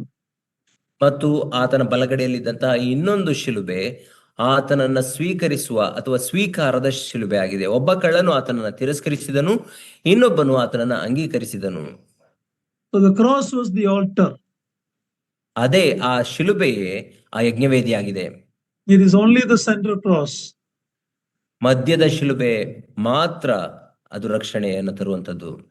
The Romans used to crucify not one or two people, so many. Why only two crosses were put next to him on the left and right? Why only two crosses were there? Why not three? Why not four? Because there were a lot of criminals. Why only two? Roman ಸರ್ಕಾರದಲ್ಲಿ ಅನೇಕರನ್ನ ಶಿಲುಬೆಗೆ ಏರಿಸುತ್ತಿರುವುದನ್ನು ನಾವು ನೋಡುತ್ತೇವೆ. ಆದರೆ ಯೇಸು ಕ್ರಿಸ್ತನನ್ನ ಶಿಲುಬೆ ಹಾಕಿದಾಗ ಅನೇಕ ಅಪರಾಧಿಗಳಿದ್ದಾಗಿಯೂ ಕೇವಲ 2 ಶಿಲುಬೆಯನ್ನ ಮಾತ್ರ ಆತನ ಪಕ್ಕದಲ್ಲಿ ಹಾಕಿದರು. ಯಾಕೆ 4 ಹಾಕಲಿಲ್ಲ ಅಥವಾ 5 ಶಿಲುಬೆಗಳನ್ನ ಹಾಕಲಿಲ್ಲ? ಕೇವಲ 2 ಶಿಲುಬೆಗಳನ್ನು ಮಾತ್ರ ಆತನ ಅಕ್ಕಪಕ್ಕದಲ್ಲಿ ಹಾಕಿದರು. ಯಾಕೆ? The two crosses represent all humanity. You either receive him or you reject him. ಆ 2 ಶಿಲುಬೆಗಳು ಇಡೀ ಮಾನವ ಕುಲವನ್ನೇ ಅದು ಪ್ರತಿನಿಧಿಸುವಂತದಾಗಿದೆ, ಪ್ರತಿಬಿಂಬಿಸುವಂತದಾಗಿದೆ. ನೀನು ಯೇಸು ಕ್ರಿಸ್ತನನ್ನ ಅಂಗೀಕರಿಸಬಹುದು ಅಥವಾ ಆತನನ್ನ ತಿರಸ್ಕರಿಸಬಹುದು. So cross is our altar. ಆದ್ದರಿಂದ ಆ ಶಿಲುಬೆಯೇ ನಮ್ಮ ಯಜ್ಞವೇದಿಯಾಗಿದೆ. Read verse 18 to 21. 18ರಿಂದ 21ನೇ ವಚನಗಳವರೆಗೆ ಓದಿರಿ. ತರುವಾಯ ಅವನು ಸರ್ವಾಂಗ ಹೋಮಕ್ಕಾಗಿ ಟಗರನ್ನು ತರಿಸಿದನು. ಆರೋನನು ಅವನ ಮಕ್ಕಳು ಅದರ ತಲೆಯ ಮೇಲೆ ತಮ್ಮ ಕೈಗಳನ್ನು ಇಟ್ಟರು. ಅದನ್ನು ವಧಿಸಿದ ಮೇಲೆ ಮೋಶೆ ಅದರ ರಕ್ತವನ್ನು ಯಜ್ಞವೇದಿಗೆ ಸುತ್ತಲೂ ಎರಚಿದನು. ಆ ಟಗರನ್ನು ತುಂಡು ತುಂಡಾಗಿ ಕಡಿದ ಮೇಲೆ ಮೋಶೆ ಅದರ ತಲೆಯನ್ನು, ಮಾಂಸಖಂಡಗಳನ್ನು, ಕೊಬ್ಬನ್ನು ಹೋಮ ಮಾಡಿದನು. ಅದರ ಕರಳುಗಳನ್ನು, ಕಾಲುಗಳನ್ನು ನೀರಿನಿಂದ ತೊಳಿಸಿ ಮೋಶೆ ಆ ಟಗರನ್ನು ಯಜ್ಞವೇದಿಯ ಮೇಲೆ ಪೂರ್ತಿಯಾಗಿ ಹೋಮ ಮಾಡಿಬಿಟ್ಟನು. ಯೆಹೋವನು ಮೋಶೆಗೆ ಆಜ್ಞಾಪಿಸಿದಂತೆಯೇ ಅದು ಅಗ್ನಿಯ ಮೂಲಕ ಯೆಹೋವನಿಗೆ ಸುಗಂಧಕರವಾದ ಸರ್ವಾಂಗ ಹೋಮವಾಗಿತ್ತು. First it was the sin offering, then it is the burnt offering. ಮೊದಲನೆಯದು ದೋಷ ಪರಿಹಾರಕ ಯಜ್ಞವಾಗಿತ್ತು. ಈಗ ಎರಡನೆಯ ಯಜ್ಞ ಅದು ಸರ್ವಾಂಗ ಹೋಮ. When we studied in chapter 1, it was the other way. The burnt offering first and then the sin offering. ಆದರೆ ನಾವು ಯಾಜಕ ಕಾಂಡ ಮೊದಲನೇ ಅಧ್ಯಾಯದಲ್ಲಿ ಅಧ್ಯಯನ ಮಾಡುವಾಗ ಮೊದಲು ಸರ್ವಾಂಗ ಹೋಮವನ್ನು ಸಮರ್ಪಿಸಲಾಯಿತು, ನಂತರ ದೋಷ ಪರಿಹಾರಕ ಯಜ್ಞವು ಬರುವುದನ್ನು ನಾವು ಕಾಣುತ್ತೇವೆ. These are not contradicting. It is one from God's point of view, what he saw in the sacrifice of Jesus Christ, a complete aroma to the Father. But for a sinner, when he comes through the sin offering, and then he learned about the beauties, excellencies of our Lord Jesus Christ. ಇದೆರಡು ಒಂದಕ್ಕೊಂದು ತದ್ವಿರುದ್ಧವಾದದ್ದಲ್ಲ. ನಾವು ಮೊದಲು ನೋಡಿದಂಥದ್ದು ಯಾಜಕಾಂಡ 1ನೇ ಅಧ್ಯಾಯದಲ್ಲಿ ಅದು ದೇವರ ದೃಷ್ಟಿಕೋನದಿಂದ ಸರ್ವಾಂಗ ಹೋಮವನ್ನ ಮೊದಲು ಸಮರ್ಪಿಸಲಾಯಿತು. ಯಾಕಂದ್ರೆ ಅದು ನಮ್ಮ ಕರ್ತನ ಅಂತ ಯೇಸು ಕ್ರಿಸ್ತನ ಪರಿಪೂರ್ಣ ಯಜ್ಞವನ್ನ ಸೂಚಿಸುವಂತದ್ದಾಗಿದೆ. ಆದರೆ ಒಬ್ಬ ಪಾಪಿಯು ದೇವರ ಬಳಿಗೆ ಪ್ರವೇಶಿಸುವಾಗ ಆತನು ತನ್ನ ಪಾಪ ಪರಿಹಾರಕ್ಕಾಗಿ ಮೊದಲು ದೋಷ ಪರಿಹಾರಕ ಯಜ್ಞವನ್ನ ಸಮರ್ಪಿಸಿದವನಾಗಿ ನಂತರ ಸರ್ವಾಂಗ ಹೋಮವನ್ನ ಆತನು ಸಮರ್ಪಿಸುತ್ತಿದ್ದನು. Sin offering represent what Christ did for us. ದೋಷ ಪರಿಹಾರಕ ಯಜ್ಞವು ಅದು ನಮಗಾಗಿ ಕ್ರಿಸ್ತನು ಏನನ್ನ ಮಾಡಿದ್ದಾನೆ ಎಂಬುದನ್ನು ಸೂಚಿಸುತ್ತದೆ. Burnt offering represents who he is. ಸರ್ವಾಂಗ ಹೋಮವು ಆತನು ಯಾರಾಗಿದ್ದಾನೆ ಎಂಬುದನ್ನು ನಮಗೆ ತಿಳಿಸುತ್ತದೆ. My dear, you cannot really know him until you come to him first for salvation. ನನ್ನ ಪ್ರಿಯರೇ, ನೀವು ಆತನನ್ನ ಪರಿಪೂರ್ಣವಾಗಿ ತಿಳಿದುಕೊಳ್ಳಬೇಕಾದರೆ ಮೊದಲು ನಿಮ್ಮ ಪಾಪಗಳಿಗಾಗಿ ಆತನ ಬಳಿಗೆ ಬಂದು ರಕ್ಷಣೆಯನ್ನು ಹೊಂದಿಕೊಳ್ಳಬೇಕು. You accept him as a substitute for your sin. ನಿಮ್ಮ ಪಾಪಗಳಿಗಾಗಿ ಪ್ರಾಯಶ್ಚಿತ್ತ ಯಜ್ಞವಾಗಿ ಆತನನ್ನ ನೀವು ಅಂಗೀಕರಿಸಿಕೊಳ್ಳಬೇಕು. Then once you come into that relationship, you fellowship with the Lord Jesus Christ. I could not hear you, uncle. Would you please repeat? Once you come to him for salvation, and then you come into a fellowship with him. First a relationship, then fellowship. ನೀವು ಮೊದಲು ಆತನ ಬಳಿಗೆ ರಕ್ಷಣೆಗಾಗಿ ಬರುವಾಗ ನಂತರ ಆತನೊಟ್ಟಿಗೆ ಅನ್ಯೋನ್ಯತೆಯನ್ನು ನೀವು ಹೊಂದುತ್ತೀರಿ. ಮೊದಲು ರಕ್ಷಣೆ, ನಂತರ ಅನ್ಯೋನ್ಯತೆ. Fellowship in the New Testament means to share in the things of Christ. ಹೊಸ ಒಡಂಬಡಿಕೆಯಲ್ಲಿ ಅನ್ಯೋನ್ಯತೆ ಎಂಬುದಾಗಿ ಹೇಳಿದರೆ ಕ್ರಿಸ್ತನ ಸಂಗತಿಗಳಲ್ಲಿ ಅಥವಾ ಆತನ ಸಂಗತಿಗಳಲ್ಲಿ ಪಾಲುಗಾರರಾಗುವುದಾಗಿದೆ. Only those who are blood-bought believers can share the things of Christ. ಕೇವಲ ಆತನ ರಕ್ತದಿಂದ ಕೊಂಡುಕೊಳ್ಳಲ್ಪಟ್ಟಂತಹ ವಿಶ್ವಾಸಿಗಳು ಮಾತ್ರ ಆತನ ಅನ್ಯೋನ್ಯತೆಯಲ್ಲಿ ಸೇರಲು ಸಾಧ್ಯ ಅಥವಾ ಆತನ ಸಂಗತಿಗಳಲ್ಲಿ ಹಂಚಿಕೊಳ್ಳಲು ಸಾಧ್ಯ. The priest here had to go inside the holy place to see the beauties of that place. ಇಲ್ಲಿ ಯಾಜಕನು ಆ ಪರಿಶುದ್ಧ ಸ್ಥಳದ ಒಳಕ್ಕೆ ಹೋದಾಗ ಪ್ರವೇಶಿಸಿದಾಗ ಮಾತ್ರ ಅದರ ಸೌಂದರ್ಯವನ್ನು ಆತನು ನೋಡಲಾಗುತ್ತಿತ್ತು. Outside of the tabernacle was not very pretty. It was like animal skin covering. It was not very pretty, but inside it's a different story. ಆದರೆ ದೇವದರ್ಶನ ಗುಡಾರದ ಹೊರಭಾಗದಲ್ಲಿ ನೋಡುವಾಗ ಅದು ಪ್ರಾಣಿಗಳ ಚರ್ಮದಿಂದ ಮಾಡಲ್ಪಟ್ಟಿತ್ತು. ಅದು ನೋಡಲು ಅಷ್ಟು ಸೌಂದರ್ಯವಾಗಿರಲಿಲ್ಲ. ಆದರೆ ಒಳಕ್ಕೆ ಪ್ರವೇಶಿಸುವಾಗ ಅದು ಸೌಂದರ್ಯದಿಂದ ಕೂಡಿತ್ತು. Just like the unbelieving world does not see the beauty of Christ. ಯಾವ ರೀತಿಯಲ್ಲಿ ಅವಿಶ್ವಾಸಿಗಳಿಂದ ಕೂಡಿದಂತ ಈ ಲೋಕವು ಯೇಸು ಕ್ರಿಸ್ತನ ಸೌಂದರ್ಯವನ್ನು ನೋಡಲಾಗುವುದಿಲ್ಲವೋ ಹೊರಗಿನಿಂದ, ಅದೇ ರೀತಿಯಲ್ಲಿ We are reminded the message of the cross is foolishness to those who perish. ನಮಗೆ ಸತ್ಯವೇದವು ಜ್ಞಾಪಕ ಕೊಡುತ್ತದೆ ಏನೆಂದರೆ ನಾಶನದ ಮಾರ್ಗದಲ್ಲಿರುವವರಿಗೆ ಶಿಲುಬೆಯ ವಿಷಯವಾದ ಮಾತು ಅದು ಹುಚ್ಚು ಮಾತಾಗಿದೆ. But a child of God is finding new beauties and glories in him every day as we fellowship with him. ಆದರೆ ದೇವರ ಮಕ್ಕಳಿಗೆ, ಒಬ್ಬ ವಿಶ್ವಾಸಿಗೆ ದೇವರ ವಾಕ್ಯವು ಅಥವಾ ಶಿಲುಬೆ ವಿಷಯವಾದ ಮಾತು ಆತನ ಸೌಂದರ್ಯವನ್ನ, ಆತನ ಅನ್ಯೋನ್ಯತೆಯನ್ನ, ಹೊಸ ಮಹಿಮೆಯ ಸಂಗತಿಗಳನ್ನ ತಿಳಿದುಕೊಳ್ಳುವ ಸಾಧನವಾಗಿದೆ. The more you dig into, more you understand him, you will see his beauties and glories fresh every day. ನೀವು ಆತನನ್ನ ಹೆಚ್ಚಾಗಿ ತಿಳಿದುಕೊಳ್ಳುವಾಗ, ಆಳವಾಗಿ ಆತನೊಟ್ಟಿಗೆ ಅನ್ಯೋನ್ಯತೆಯನ್ನು ಹೊಂದುವಾಗ ಆತನ ಸೌಂದರ್ಯವನ್ನ, ಆತನ ಮಹಿಮೆಯನ್ನ ಇನ್ನು ದಿನಾಲು ಹೊಸದಾಗಿ ಕಲಿತುಕೊಳ್ಳುತ್ತೇವೆ. A nominal Christian, even if he is a believer, but if he is only a Sunday morning Christian, and you just do the ritual and you don't walk with the Lord, you will not understand His beauties. ಒಬ್ಬ ನಾಮಧೇಯ ಕ್ರೈಸ್ತನಾಗಿರುವವನು ಅಂಥವನು ಆತನು ಪ್ರತಿ ಭಾನುವಾರವೂ ಸಭೆಗೆ ಬಂದು ಕೂಡಿದಾಗ್ಯೂ ಸಹ ಆತನ ಸೌಂದರ್ಯವನ್ನ, ಆತನ ಅನ್ಯೋನ್ಯತೆಯನ್ನು ಅನುಭವಿಸಲು ಸಾಧ್ಯವಿಲ್ಲ. Read verse 22 to 24. 22ರಿಂದ 24ನೆಯ ವಚನಗಳವರೆಗೆ ಓದಿರಿ. ಆಮೇಲೆ ಅವನು ಪಟ್ಟಾಭಿಷೇಕಕ್ಕಾಗಿ ಸಮರ್ಪಿಸಬೇಕಾದ 2ನೆಯ ಟಗರನ್ನು ತರಿಸಿದನು. ಆರೋನನು ಅವನ ಮಕ್ಕಳು ಅದರ ತಲೆಯ ಮೇಲೆ ತಮ್ಮ ಕೈಗಳನ್ನಿಟ್ಟರು. ಅದನ್ನು ವಧಿಸಿದ ನಂತರ ಮೋಶೆ ಅದರ ರಕ್ತದಲ್ಲಿ ಸ್ವಲ್ಪ ತೆಗೆದುಕೊಂಡು ಆರೋನನ ಬಲಗಿವಿಯ ತುದಿಗೂ ಬಲಗೈಯ ಹೆಬ್ಬೆರಳಿಗೂ ಬಲಗಾಲಿನ ಹೆಬ್ಬೊಟ್ಟಿಗೂ ಹಚ್ಚಿದನು. ಆಗ ಮೋಶೆ ಆರೋನನ ಮಕ್ಕಳನ್ನು ಹತ್ತಿರಕ್ಕೆ ಕರೆದು ಆ ರಕ್ತದಲ್ಲಿ ಸ್ವಲ್ಪವನ್ನು ಅವರವರ ಬಲಗಿವಿಯ ತುದಿಗೂ ಬಲಗೈಯ ಹೆಬ್ಬೆರಳಿಗೂ ಬಲಗಾಲಿನ ಹೆಬ್ಬೊಟ್ಟಿಗೂ ಹಚ್ಚಿ ಉಳಿದ ರಕ್ತವನ್ನು ಯಜ್ಞವೇದಿಗೆ ಸುತ್ತಲೂ ಎರಚಿದನು. The ram of consecration is actually a trespass offering. ಇಲ್ಲಿ ಪಟ್ಟಾಭಿಷೇಕಕ್ಕಾಗಿ ಸಮರ್ಪಿಸುವಂತಹ ಈ ಟಗರು ಅದು ದೋಷ ಪರಿಹಾರಕ, ಅದು ದೋಷ ಪರಿಹಾರಕ ಯಜ್ಞವಾಗಿದೆ. No peace offering was made here.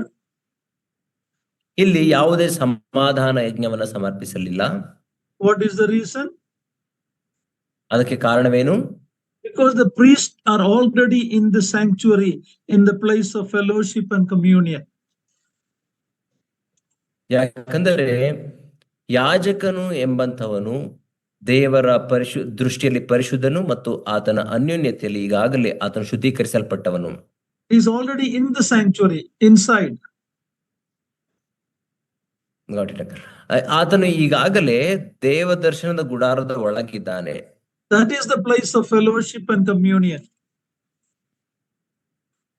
ಯಾಕಂದರೆ ದೇವ ದರ್ಶನದ ಗುಡಾರದ ಒಳಗೆ ನಾವು ದೇವರೊಟ್ಟಿಗೆ ಅನ್ಯೋನ್ಯತೆಯನ್ನ, ಆತನೊಟ್ಟಿಗೆ ಭೋಜನವನ್ನ ಮಾಡುವಂತದಾಗಿದೆ. The blood on the ear symbolizes the ear that will hear the voice of God.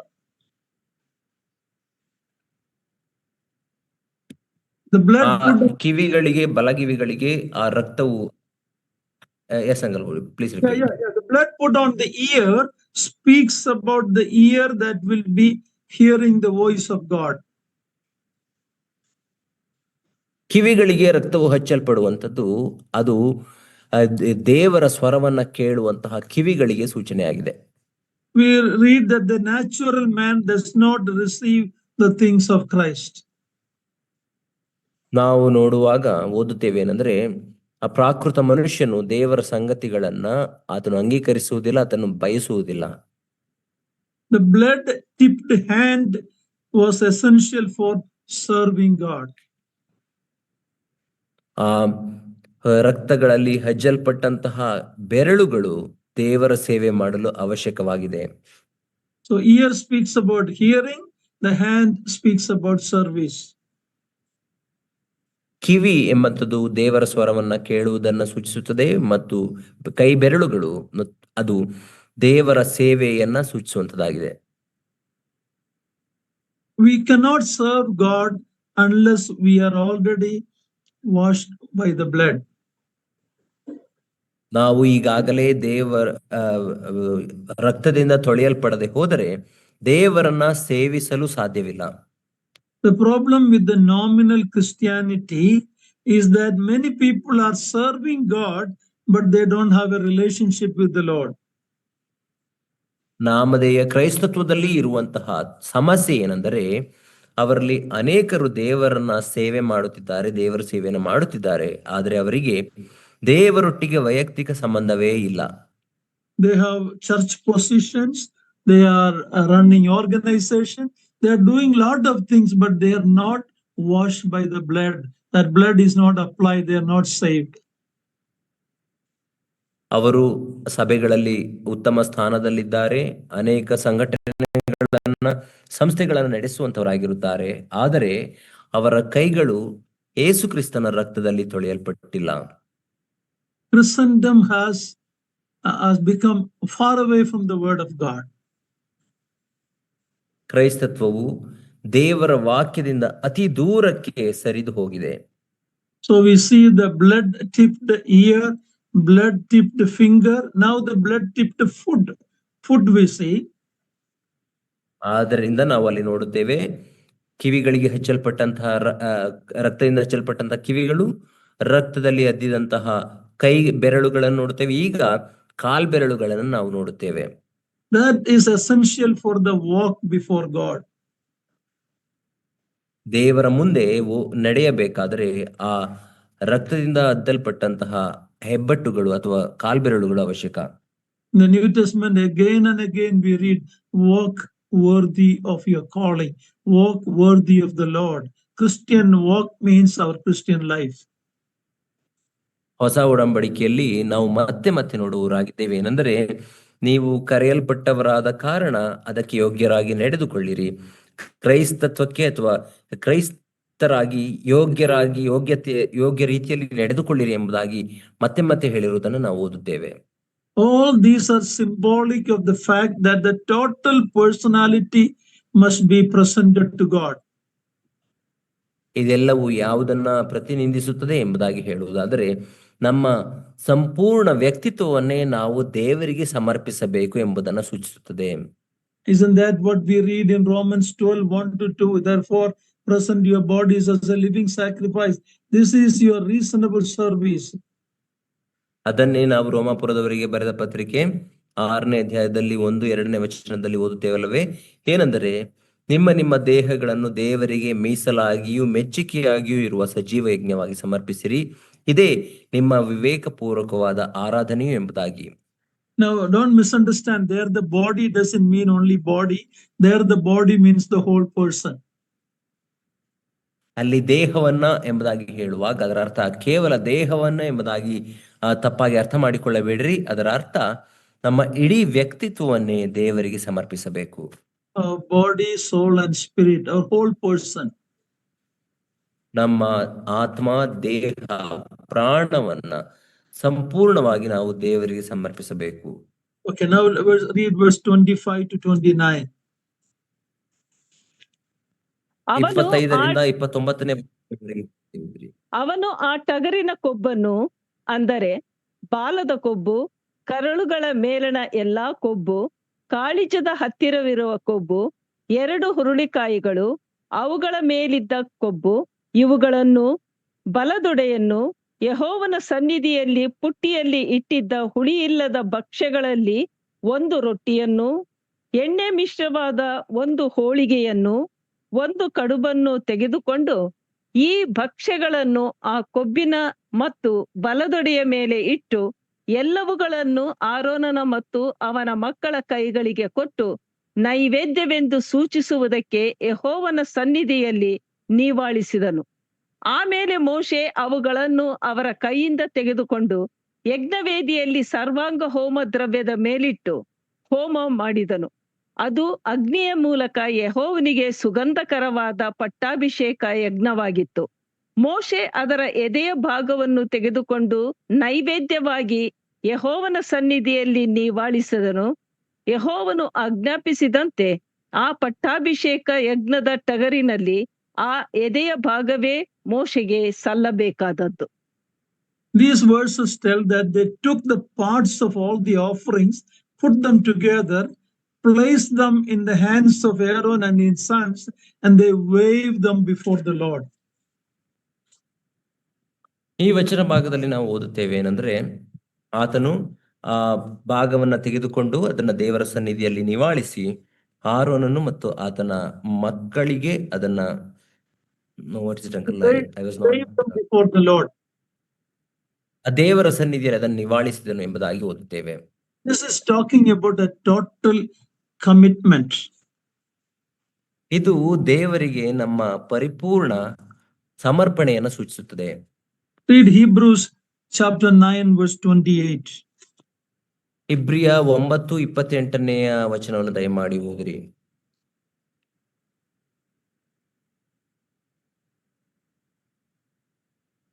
Hebrews 9:28. ಇಬ್ರಿಯ 9ನೇ ಅಧ್ಯಾಯ 28ನೇ ವಚನ. 27. In Kannada, it's only 27, uncle. 9:20. Hebrews 9, last verse. 9:28 brother. 27. ಒಂದೇ ಸಾರಿ ಸಮರ್ಪಿತವಾದದ್ದನ್ನು ಮತ್ತು ತನ್ನನ್ನು ನಿರೀಕ್ಷಿಸಿಕೊಂಡಿರುವವರಿಗೆ ರಕ್ಷಣೆಯನ್ನುಂಟು ಮಾಡುವುದಕ್ಕೋಸ್ಕರ ಪಾಪ ಸಂಬಂಧವಿಲ್ಲದವನಾಗಿ ಎರಡನೆಯ ಸಾರಿ ಕಾಣಿಸಿಕೊಳ್ಳುವನು. Yeah, Christ offered once that's commitment. Christ totally surrendered and committed. It's 9 o'clock. ಒಂದೇ ಸಾರಿ ಯೇಸು ಕ್ರಿಸ್ತನು ಪರಿಪೂರ್ಣವಾಗಿ ತನ್ನನ್ನೇ ತಾನು ಸಮರ್ಪಿಸಿಕೊಂಡನು ಎಂಬುದಾಗಿ ಅಲ್ಲಿ ನಾವು ಓದುತ್ತೇವೆ. ಸಂಪೂರ್ಣ ಸಮರ್ಪಣೆ. Taking all that parts of the offerings and waving it before God speaks about the total commitment. ಆ ಯಜ್ಞ ಪಶುವಿನ ಭಾಗವನ್ನ ಎಲ್ಲಾ ಭಾಗವನ್ನ ತೆಗೆದುಕೊಂಡು ದೇವರ ಸನ್ನಿಧಿಯಲ್ಲಿ ನಿವಾಳಿಸುವಂತದ್ದು ಸಂಪೂರ್ಣ ಸಮರ್ಪಣೆಯನ್ನು ಸೂಚಿಸುತ್ತದೆ. Now let's read verse 30 to the end of the chapter 36. ಈಗ 30ನೇ ವಚನದಿಂದ ಅಧ್ಯಾಯದ ಕೊನೆಯವರೆಗೆ 36ನೇ ವಚನದವರೆಗೆ ಓದಿಕೊಳ್ಳೋಣ. ಆಗ ಮೋಶೆ ಅಭಿಷೇಕ ತೈಲದಲ್ಲಿಯೂ ಯಜ್ಞವೇದಿಯ ಮೇಲಿದ್ದ ರಕ್ತದಲ್ಲಿಯೂ ಸ್ವಲ್ಪ ತೆಗೆದುಕೊಂಡು ಆರೋನನ ಮತ್ತು ಅವನ ವಸ್ತ್ರಗಳ ಮೇಲೆಯೂ ಅವನ ಮಕ್ಕಳ ಮತ್ತು ಅವರ ವಸ್ತ್ರಗಳ ಮೇಲೆಯೂ ಚಿಮುಕಿಸಿದನು. ಹೀಗೆ ಆರೋನನನ್ನು, ಅವನ ವಸ್ತ್ರಗಳನ್ನು, ಅವನ ಮಕ್ಕಳನ್ನು, ಅವರ ವಸ್ತ್ರಗಳನ್ನು ಪ್ರತಿಷ್ಠಿಸಿದನು. ಮತ್ತು ಮೋಶೆ ಆರೋನನಿಗೂ ಅವನ ಮಕ್ಕಳಿಗೂ ಹೀಗಂದನು, ಮಾಂಸವನ್ನು ನೀವು ದೇವದರ್ಶನದ ಗುಡಾರದ ಬಾಗಿಲಿನ ಹತ್ತಿರ ಬೇಯಿಸಿ ಅದನ್ನು ಪಟ್ಟಾಭಿಷೇಕಕ್ಕಾಗಿ ಪುಟ್ಟಿಯಲ್ಲಿ ಇಟ್ಟಿರುವ ಭಕ್ಷ್ಯಗಳನ್ನು ಅಲ್ಲೇ ಊಟ ಮಾಡಬೇಕು. ಆರೋನನು ಅವನ ಮಕ್ಕಳು ಅದನ್ನು ತಿನ್ನಬೇಕೆಂಬುದೇ ನನಗಾದ ಅಪ್ಪಣೆ. ಆ ಮಾಂಸದಲ್ಲಿಯೂ ಭಕ್ಷ್ಯಗಳಲ್ಲಿಯೂ ಮಿಕ್ಕದ್ದನ್ನು ನೀವು ಬೆಂಕಿಯಿಂದ ಸುಟ್ಟು ಬಿಡಬೇಕು. ಇದಲ್ಲದೆ ಈ ನಿಮ್ಮ ಯಾಜಕೋದ್ಯೋಗದ ದೀಕ್ಷೆಯು ಪೂರೈಸುವುದಕ್ಕೆ 7 ದಿವಸ ಹಿಡಿಯುವುದಾದ್ದರಿಂದ ಆವರೆಗೂ ನೀವು ದೇವದರ್ಶನದ ಗುಡಾರದ ಬಾಗಿಲಿನ ಆಚೆಗೆ ಹೋಗಬಾರದು. ನಿಮ್ಮ ದೋಷ ಪರಿಹಾರಕ್ಕಾಗಿ ಈ ಹೊತ್ತು ಏನೇನು ನಡೆಯುತ್ತೋ ಅದನ್ನು 7 ದಿನವೂ ನಡೆಸಬೇಕೆಂದು ಯೆಹೋವನು ಆಜ್ಞಾಪಿಸಿದ್ದಾನೆ. ಆದ್ದರಿಂದ ನೀವು ಯೆಹೋವನ ಆಜ್ಞೆಯ ಮೇರೆಗೆ 7 ದಿನವೂ ಹಗಲಿರುಳು ದೇವದರ್ಶನದ ಗುಡಾರದ ಬಾಗಿಲಿನ ಹತ್ತಿರ ಇರಬೇಕು. ಇಲ್ಲದಿದ್ದರೆ ಸಾಯುವಿರಿ. ಹೀಗೆಯೇ ನನಗೆ ಅಪ್ಪಣೆಯಾಯಿತು. ಯೆಹೋವನು ಮೋಶೆಯ ಮೂಲಕವಾಗಿ ಆಜ್ಞಾಪಿಸಿದ್ದನ್ನೆಲ್ಲ ಆರೋನನು ಅವನ ಮಕ್ಕಳು ಮಾಡಿದರು. Now the priest together, high priest and the priest are all consecrated with blood and oil.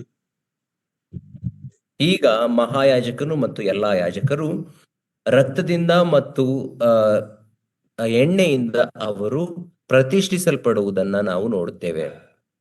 Blood is for the forgiveness of sin and the oil is for the anointing of the Spirit of God. ರಕ್ತವು ಅದು ಪಾಪದಿಂದ ಪರಿಹಾರವಾಗಲಿಕ್ಕಾಗಿ, ಪಾಪ ಕ್ಷಮಾಪಣೆಗಾಗಿ, ಮತ್ತು ಪರಿಶುದ್ಧ ಎಣ್ಣೆಯು ಅದು ದೇವರಿಗೆ ಸಮರ್ಪಿತವಾದದ್ದು ಎಂಬುದನ್ನು ಸೂಚಿಸುತ್ತದೆ. The anointing of the Spirit. ದೇವರ ಆತ್ಮನ ಅಭಿಷೇಕವನ್ನು ಅದು ಸೂಚಿಸುತ್ತದೆ. It reminds us that as believers we are to walk before the world as blood-bought children of God. ಅದು ನಮಗೆ ಏನನ್ನ ಜ್ಞಾಪಕ ಕೊಡುತ್ತದೆ ಅಂದರೆ, ದೇವರ ಈ ಲೋಕದ ಮುಂದೆ ನಾವು ಯೇಸು ಕ್ರಿಸ್ತನ ರಕ್ತದಿಂದ ಕೊಂಡುಕೊಳ್ಳಲ್ಪಟ್ಟಂತಹ ಮಕ್ಕಳಾಗಿ ನಾವು ಜೀವಿಸಬೇಕು ಎಂಬುದನ್ನು ಅದು ಸೂಚಿಸುತ್ತದೆ. We are also led by the Holy Spirit. ಮತ್ತು ನಾವೆಲ್ಲರೂ ಪವಿತ್ರಾತ್ಮನಿಂದ ನಡೆಸಲ್ಪಡಬೇಕು. When others see us, they should see Christ in us. ಇತರರು ನಮ್ಮನ್ನ ನೋಡುವಾಗ ನಮ್ಮಲ್ಲಿ ಅವರು ಕ್ರಿಸ್ತನನ್ನ ಕಾಣಬೇಕು. They should see a consecrated person. ಮತ್ತು ಪ್ರತಿಷ್ಠಿಸಲ್ಪಟ್ಟಂತಹ ಒಬ್ಬ ವ್ಯಕ್ತಿಯನ್ನು ಅವರು ನಮ್ಮಲ್ಲಿ ಕಾಣಬೇಕು. It is told about a person who was not a religious man. ಒಬ್ಬ ವ್ಯಕ್ತಿಯ ಕುರಿತಾಗಿ ಹೀಗೆ ಹೇಳಲ್ಪಟ್ಟಿದೆ ಏನೆಂದರೆ, ಆತನು ಧಾರ್ಮಿಕ ವ್ಯಕ್ತಿ ಆಗಿರಲಿಲ್ಲ. He didn't believe in any religion. ಯಾವುದೇ ಧರ್ಮದಲ್ಲಿ ಆತನು ನಂಬಿಕೆ ಇಟ್ಟಿರಲಿಲ್ಲ. But he had a co-worker. He appreciated him by seeing his life. And he said like this, I am not a religious man, but if I want a religion, I want this person's religion. Did you ಆದರೆ understand? ಆತನೊಟ್ಟಿಗೆ ಕೆಲಸ ಮಾಡುತ್ತಿದ್ದಂತಹ ಇನ್ನೊಬ್ಬ yes uncle. ಆದರೆ ಆತನೊಟ್ಟಿಗೆ ಕೆಲಸ ಮಾಡುತ್ತಿದ್ದಂತಹ ಇನ್ನೊಬ್ಬ ವ್ಯಕ್ತಿಯನ್ನ, ಸಹೋದ್ಯೋಗಿಯನ್ನ ಆತನು ನೋಡುವಾಗ ಹೇಳಿದನು ಏನಂದ್ರೆ, ನಾನು ಒಬ್ಬ ಧಾರ್ಮಿಕ ವ್ಯಕ್ತಿ ಅಲ್ಲ, ಆದರೆ ನಾನು ಒಂದು ವೇಳೆ ಯಾವುದಾದರೂ ಧರ್ಮವನ್ನ ಹಿಂಬಾಲಿಸಲು ಬಯಸುವುದಾದರೆ ಈ ವ್ಯಕ್ತಿಯ ಧರ್ಮವನ್ನ ಹಿಂಬಾಲಿಸುತ್ತೇನೆ ಎಂಬುದಾಗಿ ಆತನು ಹೇಳಿದನು. ಅರ್ಥವಾಯ್ತಾ? He was a believer and he said, if I want religion, I want his religion. ಅದರ ಅರ್ಥ ಆತನೊಬ್ಬ ವಿಶ್ವಾಸಿಯನ್ನ ಕಂಡನು. ಆ ಧರ್ಮದಲ್ಲಿ ನಂಬಿಕೆ ಇಲ್ಲದಂತ ವ್ಯಕ್ತಿ ಹೇಳಿದನೇನೆಂದರೆ, ನನಗೆ ಯಾವುದಾದ್ರೂ ಧರ್ಮ ಬೇಕಾಗಿದ್ದರೆ ಅದು ಈತನ ಧರ್ಮ ಎಂಬುದಾಗಿ ವಿಶ್ವಾಸಿಯ ಕುರಿತಾಗಿ ಸಾಕ್ಷಿ ಹೇಳಿದನು. It is sad, many believers, once in my life also, when I was young, people couldn't make out that I was a believer. ಅನೇಕ ವಿಶ್ವಾಸಿಗಳ ಜೀವಿತದಲ್ಲಿ ನೋಡುವಾಗ, ನನ್ನ ಜೀವಿತದಲ್ಲಿಯೂ ಸಹ ನಾನು ಯೌವನಸ್ಥನಾಗಿರುವಾಗ ನನ್ನನ್ನು ನೋಡುವವರು ಈತನು ವಿಶ್ವಾಸಿ ಎಂಬುದಾಗಿ ಹೇಳಲಾಗುತ್ತಿರಲಿಲ್ಲ. What a sad thing it is that the world doesn't see Christ in us. ಇದು ಎಷ್ಟು ದುಃಖಕರವಾದ ಸಂಗತಿ ಏನೆಂದರೆ, ಲೋಕವು ನಮ್ಮಲ್ಲಿ ಕ್ರಿಸ್ತನನ್ನ ಕಾಣುವುದಿಲ್ಲ.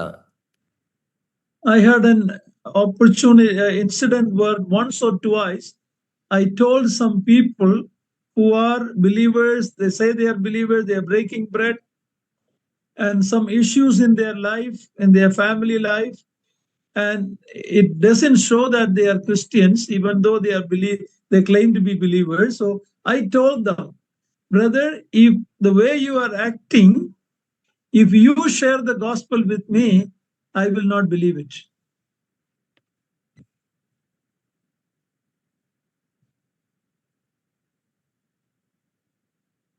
Uncle, your voice is breaking, uncle. I don't know. Would you please repeat? Are you there?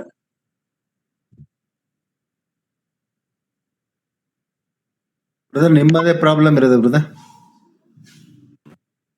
No, so one phone call was coming to my phone, that's why.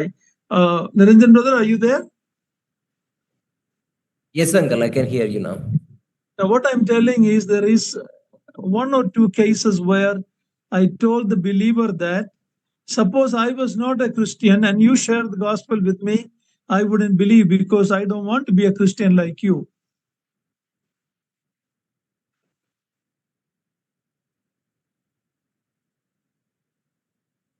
Yes, uncle. Did you understand?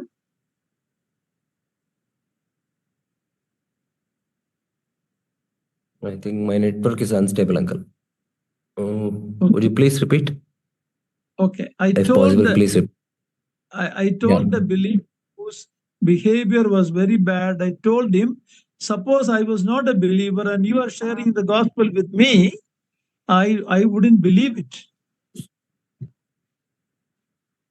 ಒಂದು ಎರಡು ಸಂಗತಿಗಳನ್ನ ನಾನು ಅಥವಾ ಎರಡು ಪ್ರಕರಣಗಳನ್ನು ನಾನು ಗಮನಿಸಿದ್ದೇನೆ ಅಂದರೆ, ಆ ವಿಶ್ವಾಸಿಗಳು ಅವರು ಸಭೆಗೆ ಬರುತ್ತಾ ರೊಟ್ಟಿಯಲ್ಲಿ ಪಾಲು ತೆಗೆದುಕೊಳ್ತಾ ರೊಟ್ಟಿ ಮುರಿಯುತ್ತಾ ಅವರು ಜೀವಿಸುತ್ತಿದ್ದರು. ಆದರೆ ಅವರ ಜೀವಿತ ಕ್ರಿಸ್ತಿಯ ಜೀವಿತಕ್ಕೆ ಮಾದರಿಯ ರೀತಿಯಲ್ಲಿ ಇರಲಿಲ್ಲ. ಅವರಿಗೆ ನಾನು ಹೇಳಿದ್ದೇನೆಂದರೆ, ಒಂದು ವೇಳೆ ನಾನು ಅವಿಶ್ವಾಸಿಯಾಗಿದ್ದು ನಿಮ್ಮ ಸ್ವಾರ್ಥೆಯನ್ನ ನಾನು ಏನಾದರೂ ಕೇಳಿದ್ದು ನಿಮ್ಮ ಜೀವಿತದ ಕುರಿತಾಗಿ ತಿಳಿದಿದ್ದರೆ ನಾನು ಒಂದು ವೇಳೆ ವಿಶ್ವಾಸಕ್ಕೆ ಬರುತ್ತಿರಲಿಲ್ಲ, ಕ್ರಿಸ್ತನನ್ನ ಅಂಗೀಕರಿಸುತ್ತಿರಲಿಲ್ಲ ಎಂಬುದಾಗಿ ನಾನು ಅವರಿಗೆ ಹೇಳಿದನು. Even that they didn't take it. You know, if somebody tell that to me, Raju Matthew, if you share the gospel with me, I will not believe because your life doesn't match what you say. What a sad thing, you know. At least that should bring a repentance in my heart, isn't it? ಆದರೂ ಅವರ ಜೀವಿತದಲ್ಲಿ ನಾನು ಬದಲಾವಣೆಯನ್ನ ಕಾಣಲಿಲ್ಲ. ಆದರೆ ನನಗೆ ಯಾರಾದರೂ ಒಂದು ವೇಳೆ, ಸಹೋದರ ರಾಜು ಮ್ಯಾಥ್ಯೂ ಅವರೇ, ನಿಮ್ಮ ಜೀವಿತದಲ್ಲಿ ನೀವು ಜೀವಿಸುತ್ತಿರುವುದಕ್ಕೂ ನಿಮ್ಮ ನಡತೆಗೂ ಅದು ಹೊಂದಾಣಿಕೆ ಇಲ್ಲ ಎಂಬುದಾಗಿ ಅವರು ಹೇಳಿ, ಆದ್ದರಿಂದ ನಿಮ್ಮ ಸುವಾರ್ತೆಯನ್ನು ನಾನು ನಂಬುವುದಿಲ್ಲ ಎಂಬುದಾಗಿ ಹೇಳಿದ್ದರೆ ಅದು ಪಶ್ಚಾತ್ತಾಪಕ್ಕೆ ನಡೆಸಬೇಕಿತ್ತಲ್ಲವೇ?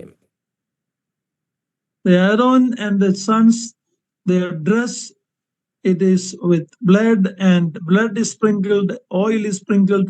So the people outside, when they come out, they see that these are blood-bought people. They are led by the Holy Spirit. ಆರೋನನನ್ನು ನೋಡುವಾಗ ಆರೋನನು ಆತನ ವಸ್ತ್ರಗಳು ಮತ್ತು ಆತನು ರಕ್ತದಿಂದ ಚಿಮುಕಿಸಲ್ಪಟ್ಟಂತದ್ದಾಗಿತ್ತು ಮತ್ತು ಎಣ್ಣೆಯಿಂದ ಅವರು ಅಂದ್ರೆ ಆತ್ಮನಿಂದ ನಡೆಸಲ್ಪಟ್ಟವರಾಗಿದ್ದರು. ಆದ್ದರಿಂದ ಹೊರಗಿನವರು ಯಾರಾದರೂ ನಮ್ಮ ಜೀವಿತವನ್ನ ನೋಡುವಾಗ ಅವರಿಗೆ ನಮ್ಮ ಜೀವಿತದಲ್ಲಿ ಇವರು ರಕ್ತದಿಂದ ಕೊಂಡುಕೊಳ್ಳಲ್ಪಟ್ಟಂತಹ ವಿಶ್ವಾಸಿಗಳು ಎಂಬಂಥದ್ದು ಕಾಣಿಸಲ್ಪಡಬೇಕು. The word of God says, through your behavior, God's name is blasphemed. It should never happen to any one of us. Through us, other people should not be hindered from coming to the Lord.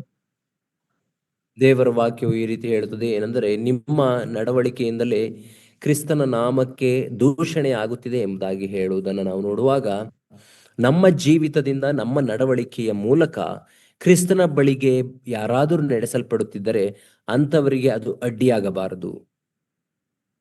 Our life should be such that it should attract the men outside in the world to the Lord Jesus Christ. ನಮ್ಮ ಜೀವಿತವು ಹೇಗಿರಬೇಕೆಂದರೆ ಈ ಲೋಕದಲ್ಲಿ ಇರುವಂತಹ ಜನರಿಗೆ ನಮ್ಮ ಜೀವಿತವನ್ನು ನೋಡುವಾಗ ಕ್ರಿಸ್ತನ ಬಳಿಗೆ ಅವರನ್ನು ಆಕರ್ಷಿಸುವಂತಹ ಜೀವಿತ ನಮ್ಮದಾಗಿರಬೇಕು. I am not talking about perfection, because none of us are perfect in this life, but people should see something in us, the joy that we have, the joy of salvation we have, our desire to share the gospel with people, that should all attract outsiders to the Lord Jesus Christ. ನಾನು ಪರಿಪೂರ್ಣತೆಯ ಕುರಿತಾಗಿ ಮಾತನಾಡುತ್ತಿಲ್ಲ, ಯಾಕಂದರೆ ನಮ್ಮಲ್ಲಿ ಯಾರೂ ಪರಿಪೂರ್ಣರಲ್ಲ, ನನ್ನಲ್ಲಿಯೂ ಕೆಲವು ನ್ಯೂನತೆಗಳಿರುವುದನ್ನು ನಾವು ಕಾಣುತ್ತೇವೆ. ಆದರೆ ನಮ್ಮ ಜೀವಿತವು ಕ್ರಿಸ್ತನ ಪ್ರೀತಿಯಲ್ಲಿ ಆತನ ಆತ್ಮನಿಂದ ನಡೆಸಲ್ಪಟ್ಟವರಾಗಿ ಜೀವಿಸುವಾಗ ಇತರರಿಗೆ ನಮ್ಮ ಜೀವಿತವನ್ನ ನೋಡುವಾಗ ನಮ್ಮಲ್ಲಿ ಕ್ರಿಸ್ತನನ್ನು ಅವರು ಕಾಣಬೇಕು. ಕ್ರಿಸ್ತನ ಬಳಿಗೆ ಅವರು ಆಕರ್ಷಿತರಾಗುವ ರೀತಿಯಲ್ಲಿ ನಮ್ಮ ಜೀವಿತ ಮತ್ತು ನಮ್ಮ ನಡವಳಿಕೆ ಇರಬೇಕು ಎಂಬುದನ್ನು ನಾನು ಇಲ್ಲಿ ತಿಳಿಸುತ್ತಿದ್ದೇನೆ. The last part of the chapter speaks about Aaron and his sons eating the food that is left from the sacrifice. ಈ ಅಧ್ಯಾಯದ ಕಡೆಯ ಭಾಗಕ್ಕೆ ನಾವು ಬರುವಾಗ ಅಲ್ಲಿ ಆರೋನನು ಆತನ ಮಕ್ಕಳು ಮಿಕ್ಕಂತಹ ಆಹಾರ ಪದಾರ್ಥವನ್ನ ತಿನ್ನುವುದರ ಕುರಿತಾಗಿ ನಾವು ಓದುತ್ತಿದ್ದೇವೆ. That pictures the fact that believers are to feed upon the finished work of Christ. ಅದು ಯಾವುದನ್ನು ಸೂಚಿಸುತ್ತದೆ ಅಂದರೆ ವಿಶ್ವಾಸಿಗಳು ಕ್ರಿಸ್ತನಿಂದ ನೆರವೇರಿಸಲ್ಪಟ್ಟಂತಹ ಆ ಕಾರ್ಯವನ್ನ ತಿನ್ನುವವರಾಗಿರಬೇಕು, ಅದನ್ನ ಭುಜಿಸುವವರಾಗಿರಬೇಕು ಎಂಬುದನ್ನ ತಿಳಿಸುತ್ತದೆ. Peace and satisfaction is our portion when we feed of him. ಸಮಾಧಾನ ಮತ್ತು ಸಂತೃಪ್ತಿ ಎಂಬಂಥದ್ದು ನಮ್ಮ ಅಥವಾ ವಿಶ್ವಾಸಿಗಳ ಭಾಗವಾಗಿರುತ್ತದೆ ನಾವು ಆತನ್ನ ಭುಜಿಸುವಾಗ. All must be consumed. Anything left over should be burned with fire. ಎಲ್ಲವನ್ನ ತಿಂದು ಬಿಡಬೇಕು, ಒಂದು ವೇಳೆ ಮಿಕ್ಕದ್ದನ್ನ ಬೆಂಕಿಯಿಂದ ಸುಟ್ಟು ಬಿಡಬೇಕು. Nothing should be left to spoil or waste. ಯಾವುದನ್ನು ವ್ಯರ್ಥವಾಗಲಿಕ್ಕಾಗಲಿ ಅಥವಾ ಕೆಟ್ಟು ಹೋಗಲಿಕ್ಕಾಗಲಿ ಬಿಡಬಾರದು. Remember, in the feeding of the 5,000 and the 7,000, the Lord Jesus Christ told that make sure you gather all the leftover, don't waste any. ಜ್ಞಾಪಕದಲ್ಲಿರಲಿ, ಯೇಸು ಕ್ರಿಸ್ತನು 5,000 ಜನರಿಗೆ ಮತ್ತು 7,000 ಜನರಿಗೆ ಊಟವನ್ನು ಮಾಡಿಸಿದಾಗ ಮಿಕ್ಕದನ್ನ ಕೂಡಿಸಿರಿ ಎಂಬುದಾಗಿ ಆತನು ಮಿಕ್ಕ ಆಹಾರವನ್ನ ವ್ಯರ್ಥ ಮಾಡದೆ ಕೂಡಿಸುವುದನ್ನು ನಾವು ಅಲ್ಲಿ ಓದುತ್ತೇವೆ. We need to continuously feed on our Lord Jesus Christ, the bread of life. ನಾವು ಜೀವಕರವಾದಂತಹ ರೊಟ್ಟಿಯಾದಂತಹ ಯೇಸು ಕ್ರಿಸ್ತನನ್ನ ಯಾವಾಗಲೂ ಸೇವಿಸುವವರಾಗಿರಬೇಕು. The last portion says of the chapter, they have to remain in the tabernacle the 7 days. ಈ ಅಧ್ಯಾಯದ ಕಡೆಯ ಭಾಗದಲ್ಲಿ ನಾವು ಓದುತ್ತೇವೆ ಏನೆಂದರೆ ಅವರು ದೇವದರ್ಶನದ ಗುಡಾರದ ಒಳಗೆ 7 ದಿನದವರೆಗೆ ಇರಬೇಕು ಎಂಬುದಾಗಿ ಅಲ್ಲಿ ಓದುತ್ತೇವೆ. They were to remain continually at the door, on duty at the door of the tabernacle. ಆ ದೇವದರ್ಶನದ ಗುಡಾರದ ಬಾಗಿಲಿನ ಬಳಿಯಲ್ಲಿಯೇ ಅವರು ಸೇವೆ ಮಾಡುತ್ತಾ ಇರುವವರಾಗಿರಬೇಕು ಎಂಬುದಾಗಿ, ಅಲ್ಲಿ ಯಾವಾಗಲೂ ಅಲ್ಲೇ ಇರಬೇಕು ಎಂಬುದಾಗಿ ಓದುತ್ತೇವೆ. They are there to make intercession for his people. ಅಲ್ಲಿ ಅವರು ಅವರ ಜನರಿಗಾಗಿ ಮಧ್ಯಸ್ಥಿಕೆಯ ಪ್ರಾರ್ಥನೆಯನ್ನ ಮಾಡುವವರಾಗಿ ನಿಲ್ಲಬೇಕಿತ್ತು. That is a beautiful picture of our Lord Jesus Christ. He always lives to make intercession for us. ಅದು ನಮ್ಮ ಕರ್ತನಾದ ಯೇಸು ಕ್ರಿಸ್ತನನ್ನ ಸೂಚಿಸುವಂತದ್ದಾಗಿದೆ. ಆತನು ದೇವರ ಬಲಗಡೆಯಲ್ಲಿ ಇದ್ದುಕೊಂಡು ನಮಗಾಗಿ ಮಧ್ಯಸ್ಥಿಕೆಯ ಪ್ರಾರ್ಥನೆಯನ್ನು ಮಾಡುತ್ತಾನೆ. Is sada yavagalu, he is continuously interceding for us. ಆತನು ಯಾವಾಗಲೂ ನಮಗಾಗಿ ಮಧ್ಯಸ್ಥಿಕೆಯ ಪ್ರಾರ್ಥನೆಯನ್ನು ಮಾಡುವವನಾಗಿದ್ದಾನೆ. You and I can wake up at 2 in the morning and approach him. He is always available. ನಾನು ನೀವು ಮುಂಜಾನೆಯಲ್ಲಿ 2 ಗಂಟೆಗೆ ಎದ್ದರೂ ಸಹ ಆತನು ನಮಗಾಗಿ ಕಾದಿರುವಂತವನಾಗಿರುತ್ತಾನೆ. When we are in difficult situation, dark places, no matter what we are going through, he is always, sir, he is always available. ನಾವು ಕಷ್ಟದ ಸಮಯದಲ್ಲಿರುವಾಗಲೂ ದುಃಖದ ಸಮಯದಲ್ಲಿರುವಾಗಲೂ ಎಂತಹ ಪರಿಸ್ಥಿತಿಯಲ್ಲಿಯೂ ಆತನು ನಮಗಾಗಿ ಸಿಕ್ಕುವವನಾಗಿದ್ದಾನೆ. ಯಾವಾಗಲೂ ನಮಗಾಗಿ ದೊರೆಯುವ ದೇವರಾಗಿದ್ದಾನೆ. Moses did everything as commanded by the Lord. That sentence is repeated many times. ಯೆಹೋವನಿಂದ ಆಜ್ಞಾಪಿಸಲ್ಪಟ್ಟಂತೆಯೇ ಮೋಶೆಯು ಮಾಡಿದನು ಎಂಬುದಾಗಿ ಈ ಒಂದು ಮಾತು ಅನೇಕ ಬಾರಿ ಪುನರುಚ್ಚರಿಸಿರುವುದನ್ನು ನಾವು ಓದುತ್ತೇವೆ. May that be true in my life and your life. ನಮ್ಮ ಜೀವಿತಗಳಲ್ಲಿ ನಿಮ್ಮ ಜೀವಿತಗಳಲ್ಲಿಯೂ ಸಹ ಈ ಒಂದು ಮಾತು ನಿಜವಾಗಿರಲಿ. We will close it here, Lord.